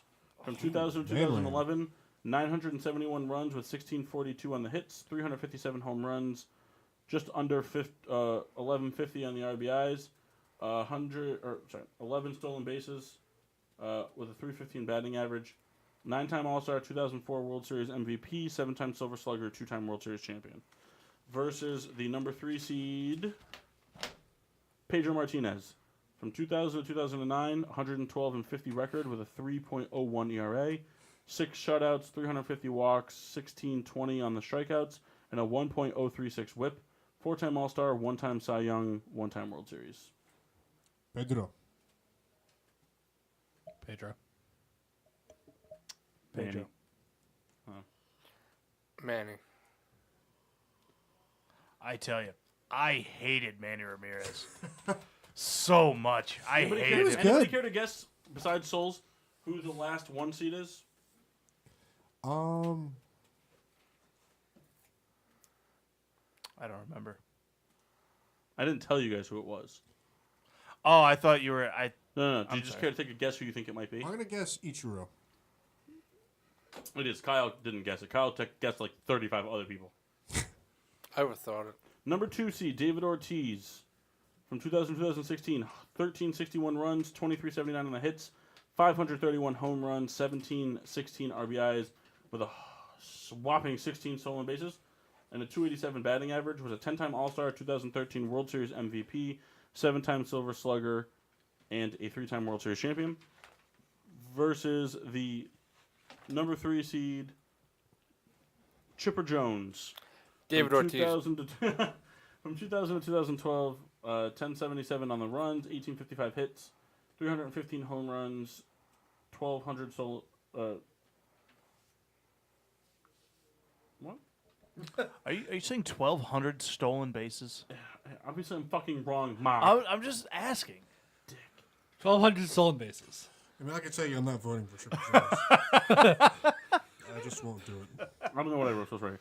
67 stolen bases, 304 batting average, 5-time All-Star, 1-time Silver Slugger, 45-time Met Killer of the Year. Oh, it's 55 D. Ortiz all day. Chipper Jones. Orders. Chipper Jones. Mass? Think about it. How many commercials have you seen with Dunkin' Donuts? Chipper Jones. You don't even know who he is. I'm going to give it That's to Ortiz. what really I'm giving it sticks to in my Ortiz. craw. All right. I only voted for Jones to make Mass be the decider. Number 4 seed, Carlos Beltran from 2000 to 2017. 1,458 runs, 2,515 hits, 413 home runs with 1,472 RBIs, 282 on the stolen bases, and a 278 batting average. 9-time All-Star, 3-time Golden Glover, 2-time Silver Slugger, 1-time World Series champion. Versus the number 1 seed, Ichiro Suzuki. From 2001 to April of 2019, recorded 1,420 on the runs, 3,089 hits, 117 home runs, one of which we saw, 780 RBIs, 509 stolen bases with a 311 batting average, a 10-time All-Star, MVP, Rookie of the Year, 10-time Golden Glover, and 3-time Silver Slugger. Ichiro. Ichiro. Is there a question? I just wrote Asian. All right, so Mariano Rivera versus Randy Beltran. Johnson. Mo. I'm Can sorry. you say I couldn't hear you? Mariano Rivera versus Randy Johnson. Mo. Randy. Randy. Mariano. I think he's the greatest closer of all time, but I just think that Randy was more dominant. Randy Johnson. I said Mo. Who'd you pick? I said Randy. Like, it's just a difference between a starter and a closer. You Yeah, know? let's go with I'm not mad. I know, but A-Rod I'm just versus saying. Pedro. A-Rod. A-Rod. A-Rod. Pedro. Pedro. I also hated Pedro a lot, so that one felt good. Yeah, but you also kind of hate A-Rod. You're just obligated to like him. I hated him Roy like Halladay the last couple versus years. Barry Bonds. Barry Bonds. Barry Bonds. Barry Bonds. Holiday. It doesn't matter. Ichiro Suzuki versus David Ortiz. David Ichiro. Ortiz. Ichiro. Ichiro. Okay. Can I have one moment to explain why? Sure. David Ortiz meant more to that team because he was able to bring them to a World Series. But it's the greatest 3 player times. of the 21st century. Yeah, and that makes you a greatest player. Ichiro. He had more walk-offs and the 07 season than anyone I've ever seen. Ichiro is also extremely dominant on both sides of the ball. Ortiz is just a DH. Makes him that much better. No, what? No. How does it make him that much better? Ortiz was a liability in the field. Yeah, Ichiro fell off after 2000, Fell off when? 2010. After he left the Seattle Mariners, he fell off. I don't know. He was not that great as a Yankee. It's 90 seconds. He was still good as a Yankee. Not as good as Ortiz was. As a Yankee? Yeah, I think No, Ichiro's like- better. You know what I'm saying? I think Ortiz meant more to the Red Sox than Ichiro meant to any team he played on, but I think Ichiro's a better player. I mean, Ichiro is way more impactful. Ichiro amassed 3,000 hits coming in at the age of 27. Right. Guy's gray hair. Ortiz won championships. He was also on better teams, Kyle. Well, hold on. Listen. Not his fault. Wait. Listen. I'm not saying it's his I fault, think- but I mean, come on. You're saying Ortiz won he was on better teams. Yeah, Seattle didn't know how to fucking do their team. Would Matt Stafford do better if you replaced Again, so if that you replaced I don't know. Let's say you got rid of Andy Dalton and put Matt Stafford in there. Would the Bengals be better? Yeah, So 100%. okay, so but that's what I'm saying. Take any member of the Red Sox Well, even when outfield Ichiro went out to of the the Yankees, equation he and put didn't- Ichiro in it. They didn't win. Who was the Red Sox outfield when they won their first World Series? Manny, Ellsbury. Okay, no, Ellsbury from 2004. I'm not talking about 07. we said the first one. I don't think Manny was there in 07. It was like Manny, like Mike I don't know. Cameron. He might have been suspended. Mike Cameron was not there. Well, so I'm just He saying. might have been. Okay, so regardless, take out anybody but Manny and put in Ichiro. Johnny Damon. Okay, don't take out Johnny Damon. He was important. Manny Ramirez. Dave And- Roberts. Who? Dave Roberts. Fuck him. Get him out of there. It wasn't J.D. Drew. He wasn't out there. He was, He was in one of them. I know he was there for All 07. right, Randy Johnson versus Alex Rodriguez. Randy. Randy. Randy. Randy. Barry Bonds versus Ichiro. Bonds. Ichiro. Ichiro. Ichiro. If Barry Bonds didn't break the home run record, I don't think he would even be on this list, to be honest with you. Good thing you wrote it up. Hmm? Good thing you wrote it up. So what does that bring us down to? Ichiro and Randy Johnson. Johnson. Johnson. Ichiro. Randy Johnson. That's it. He was a monster. Bonds should have won. Kylie cheated. So did Happen. Oh my God. I'm not getting into it. Not getting into it. Tell you what, did either Yankee on that list? Oh, A-Rod was Rocket on there. break. Damn. Forgot A-Rod was on there. What do you want to Should do? have One? went with it. That was just the. Just rattle off another bracket real quick. Were there any honorable mentions or no? There were. Ooh, Carl Pavano. And it's snotted. He had a great 3 weeks as a Yankee. Made a ton of money. Brett Gardner. Honorable mentions included Kurt Schilling, Chase Utley, Lance Berkman, Adrian Beltre, Roy Oswalt, Bobby Abreu, and Mark Burley. I like that. Kyle, your boy, Roy Oswalt. I liked him. I did too. Lance Berkman, probably the worst switch hitter of all time. Nah, he was pretty good. He was very good in the beginning of his career. He should have just Then he stayed went righty. to Texas.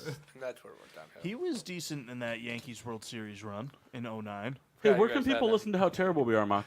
What's that? How can people listen to how terrible we are? Listen, find us on Facebook and Instagram at Getting Sports with Drunk.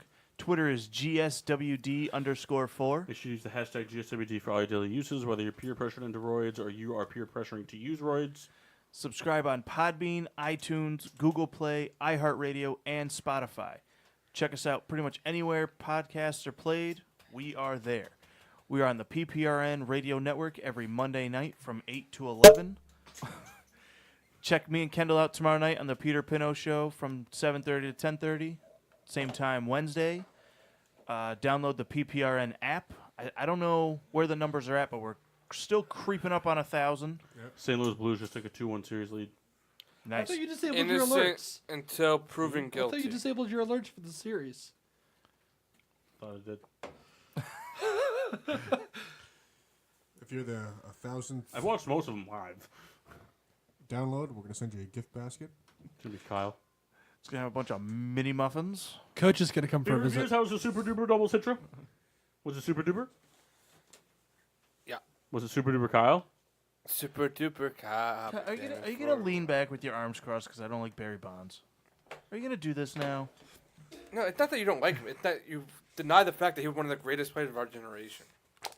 I didn't say that. He could You- have you been, did, but you then did. he Time juiced. after time. Time after time. Thank you, Mass. Kyle, He's better than half the players that we've ever seen. I don't know. We can agree to disagree. Just because he took steroids doesn't mean he can't hit the fucking baseball. Kyle, that's not what I said. There's not what I players said. that have not taken steroids that can't hit a baseball. I'm not saying the contact numbers wouldn't have been there. The power numbers wouldn't have been. Doesn't- And we pulled up the stats on the show. And I remember we proved you Yeah. wrong. He was young in Pittsburgh, and then he figured it out in San Fran. About the time he started juicing. Innocent until proven guilty. Okay. Prove me wrong. How do you make your head bigger? Getting fat. No. His head doubled in size. But we don't know. He He had never gained a been lot of tested. water weight. He's never been tested positive for steroids. You showed me an article where they said he'd been tested positive, and He then I'll probably believe you. test positive now. Dude, they had that whole thing, and he was not charged. So, It's true. Hey, whatever. first of all, fuck Jose Canseco for throwing everybody for underneath just the being bus. a general douchebag He's the one that fucking took steroids. and then ratted on everybody. Fucking guy tore Tommy John by throwing one pitch. Jose, we could probably do an hour segment on the stupid things Canseco has done. Fly ball off the dome over the fence. When he scheduled the boxing match and then had his twin brother go fight for him. That guy's just a walking idiot. Is that true, though? What's that? Is he a walking idiot? Yeah. Is he your top 1,000 players of all time? No. He fucking sucked. Top 500,000? Maybe. I mean, it would be hard to say no, but I also don't know 500,000 players. So I guess by default he'd be in there. He just got lucky. He played with Mark McGuire. And he probably gave McGuire the steroids. Carly, are you all set on your beer review? Yeah, I'm good. I've been done. All right, I had the Citra Brow from Jack's Abbey. What was it? It was okay. The IBUs are kind of low at 30, but I got it. It was very bitter, and like the more it opened up as it warmed up, it got super boozy. But I don't know. I didn't think it was bad, but it was okay. I gave it 2.5 stars. I would recommend it. To me? Yeah, I'd recommend it to you, Kyle. I know you would hate it, but I'd recommend it to you. I'm going to follow you up because I also had the Citra Brow from Yeah, I'm Jack's sure Abbey. you loved it. Region, Massachusetts, $13 a pop, 5.5%. Amber in color, aromas of citrus and floral, citrusy flavor. Oddly heavy for some reason. That's what I mean. Like, it's weird. Very weak flavors, the notes of citrus. I gave it 2 stars and doubtful to get it again. I'm going to drink them on the ride home for sure. Mass? I had the Imperial Stout Trooper Stout from New England Brewing. Dark brown flavor. Wow. Dark brown color. Tastes like brown. Oh, I hate that. Bread and coffee and earthy aromas, smoky, skunky taste. It's very heavy compared to a lot of. Picture that. You're gonna like it. It's off smoky and skunky. Very heavy, very bitter against the stouts that I normally like.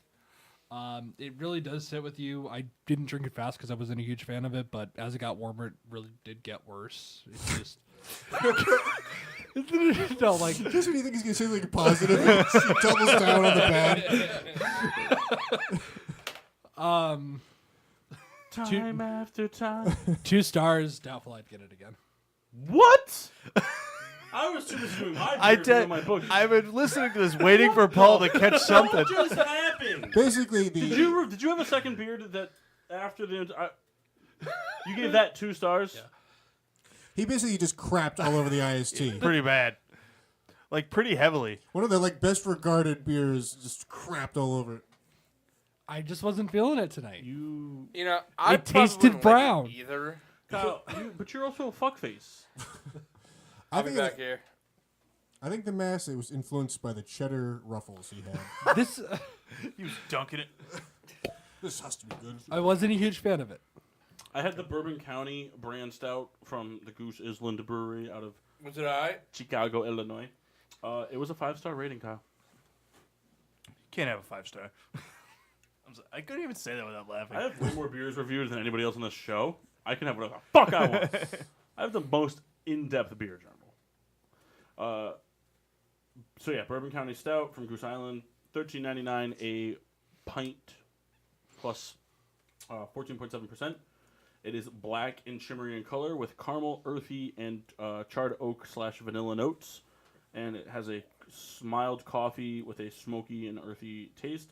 Caramel Bob. It's a very phenomenal beer. It's light and heavy, as in you can take longer like sips of it without getting that boozy content to it. But it's definitely not like a sit back and shotgun type of beer. No, mostly because it's glass. But you want to sip it at room temperature out of a snifter because that aroma, the curvature of the glass gets the aromas coming out, hitting you in the face, keeps oxygen flowing throughout the whole time. This specific one has a 2-year age on it since it's been bottled.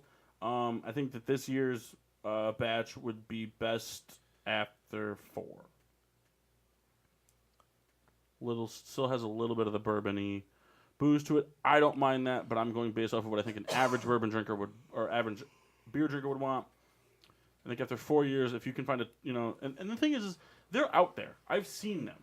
I was in a store the other day that had a 2014 Bourbon County on it. Oh wow! It doesn't anymore. But Because you did bought have it? then. Yeah, I did. I bought it. I got $30. But it was worth it. did you drink? Which it one already? was it? 2014. Oh, okay. Did Bourbon you drink County. it already? No, Okay. I gotta wait until April 30th. Tomorrow. Why do you have to wait until the 30th? Because the 2014 batch was unbarreled and bottled on April 30th, 2014. Oh, all right. Which means that tomorrow it has reached 5 years of maturity, which means it will not gain any more maturity after tomorrow. Wow. Very convenient. I found it right in time for fate. Well, I knew it the minute I looked at it. I know all these things about these beers. 5 stars, absolutely. We get it again. Gonna have it tomorrow. Different year. I'm gonna have it tomorrow, and I'm gonna write about it in the beer review. I'm not. Good. All right. Good. Shit. So next week, Mock Sheehan will be here. Yes. He Next won't be week here I'll the be week here. after that. The week after I will not be. And then the week after that is our 100th show. So Yeah. if you guys have any suggestions or things you want to hear, or you want to do about us, whatever you guys want. You guys listen to the show. If there's specific things you want us to talk about, fun stuff, that we want it to be a fun show. We're not going to focus on the NFL and we'll touch on some stuff here and there, but we want to be fun. Like when we did the dodgeball thing, make a dodgeball team, or who would you bring to a picnic? Our 4th of July show. Yeah, we want to have fun. John Daly and Ric Flair. So we're going to have a good time, and we'll be doing giveaways and whatnot. 100 shows, it seems like forever ago that we started. I mean, when you do it 1 week at a... It's weird. 100 shows isn't even 2 years. I feel like we've been doing this for decades. Has it really been less than 2 years? Well, No. It's less than 2 years since we started posting, but early on we used to post like 3 a week for like the first month or so. We had a lot of stuff saved up. Yeah. I mean, we still have stuff that's unposted. We have a lot of shows that. Some real rough copies of things being cooked in the oven while recording a show. Hey, you guys Someone want doing water? dishes. Yeah. But anyway, Shout out J-Mart. tune in next week, same time, same place, PPRN Radio Network on Monday from 8-ish to 11-ish. I'm not really sure what we're got. It's going to be a surprise. Maybe I'll make the outline at some point this week, and Maksheen might be nice enough to post a couple things we're going to talk about. Maybe get some input. We're going to do Riddler's Rankings, do a Twitter poll. Yeah, we'll do a Twitter poll. Did you do a Twitter poll for this week? I didn't. So get a Twitter poll going for next week. Next week, I want to touch on NBA and MLB. I want everybody here to come with a segment. Not Twitter poll. Aw. Not Masses Momentous Moments. Hope you guys like guessing 3 unnamed players. And send it to Riddler, because you know why? This is helpful. Yeah, it's been great. Like that. I did print it. Well, she printed it for me, but Fucking weird. I like to keep tabs. Tab? You mean notes? Notes, tabs. Tabs are like, I want to know where people are. Where are you? It's 11 Anyway, o'clock. Do you know where your Until children are? next Monday, I am your hostess, Cupcake the Riddler. I'm Mark. Sheen Washable. Nah. Souls. The Mask Chris Massey. And I'm the Red Baron. Yo!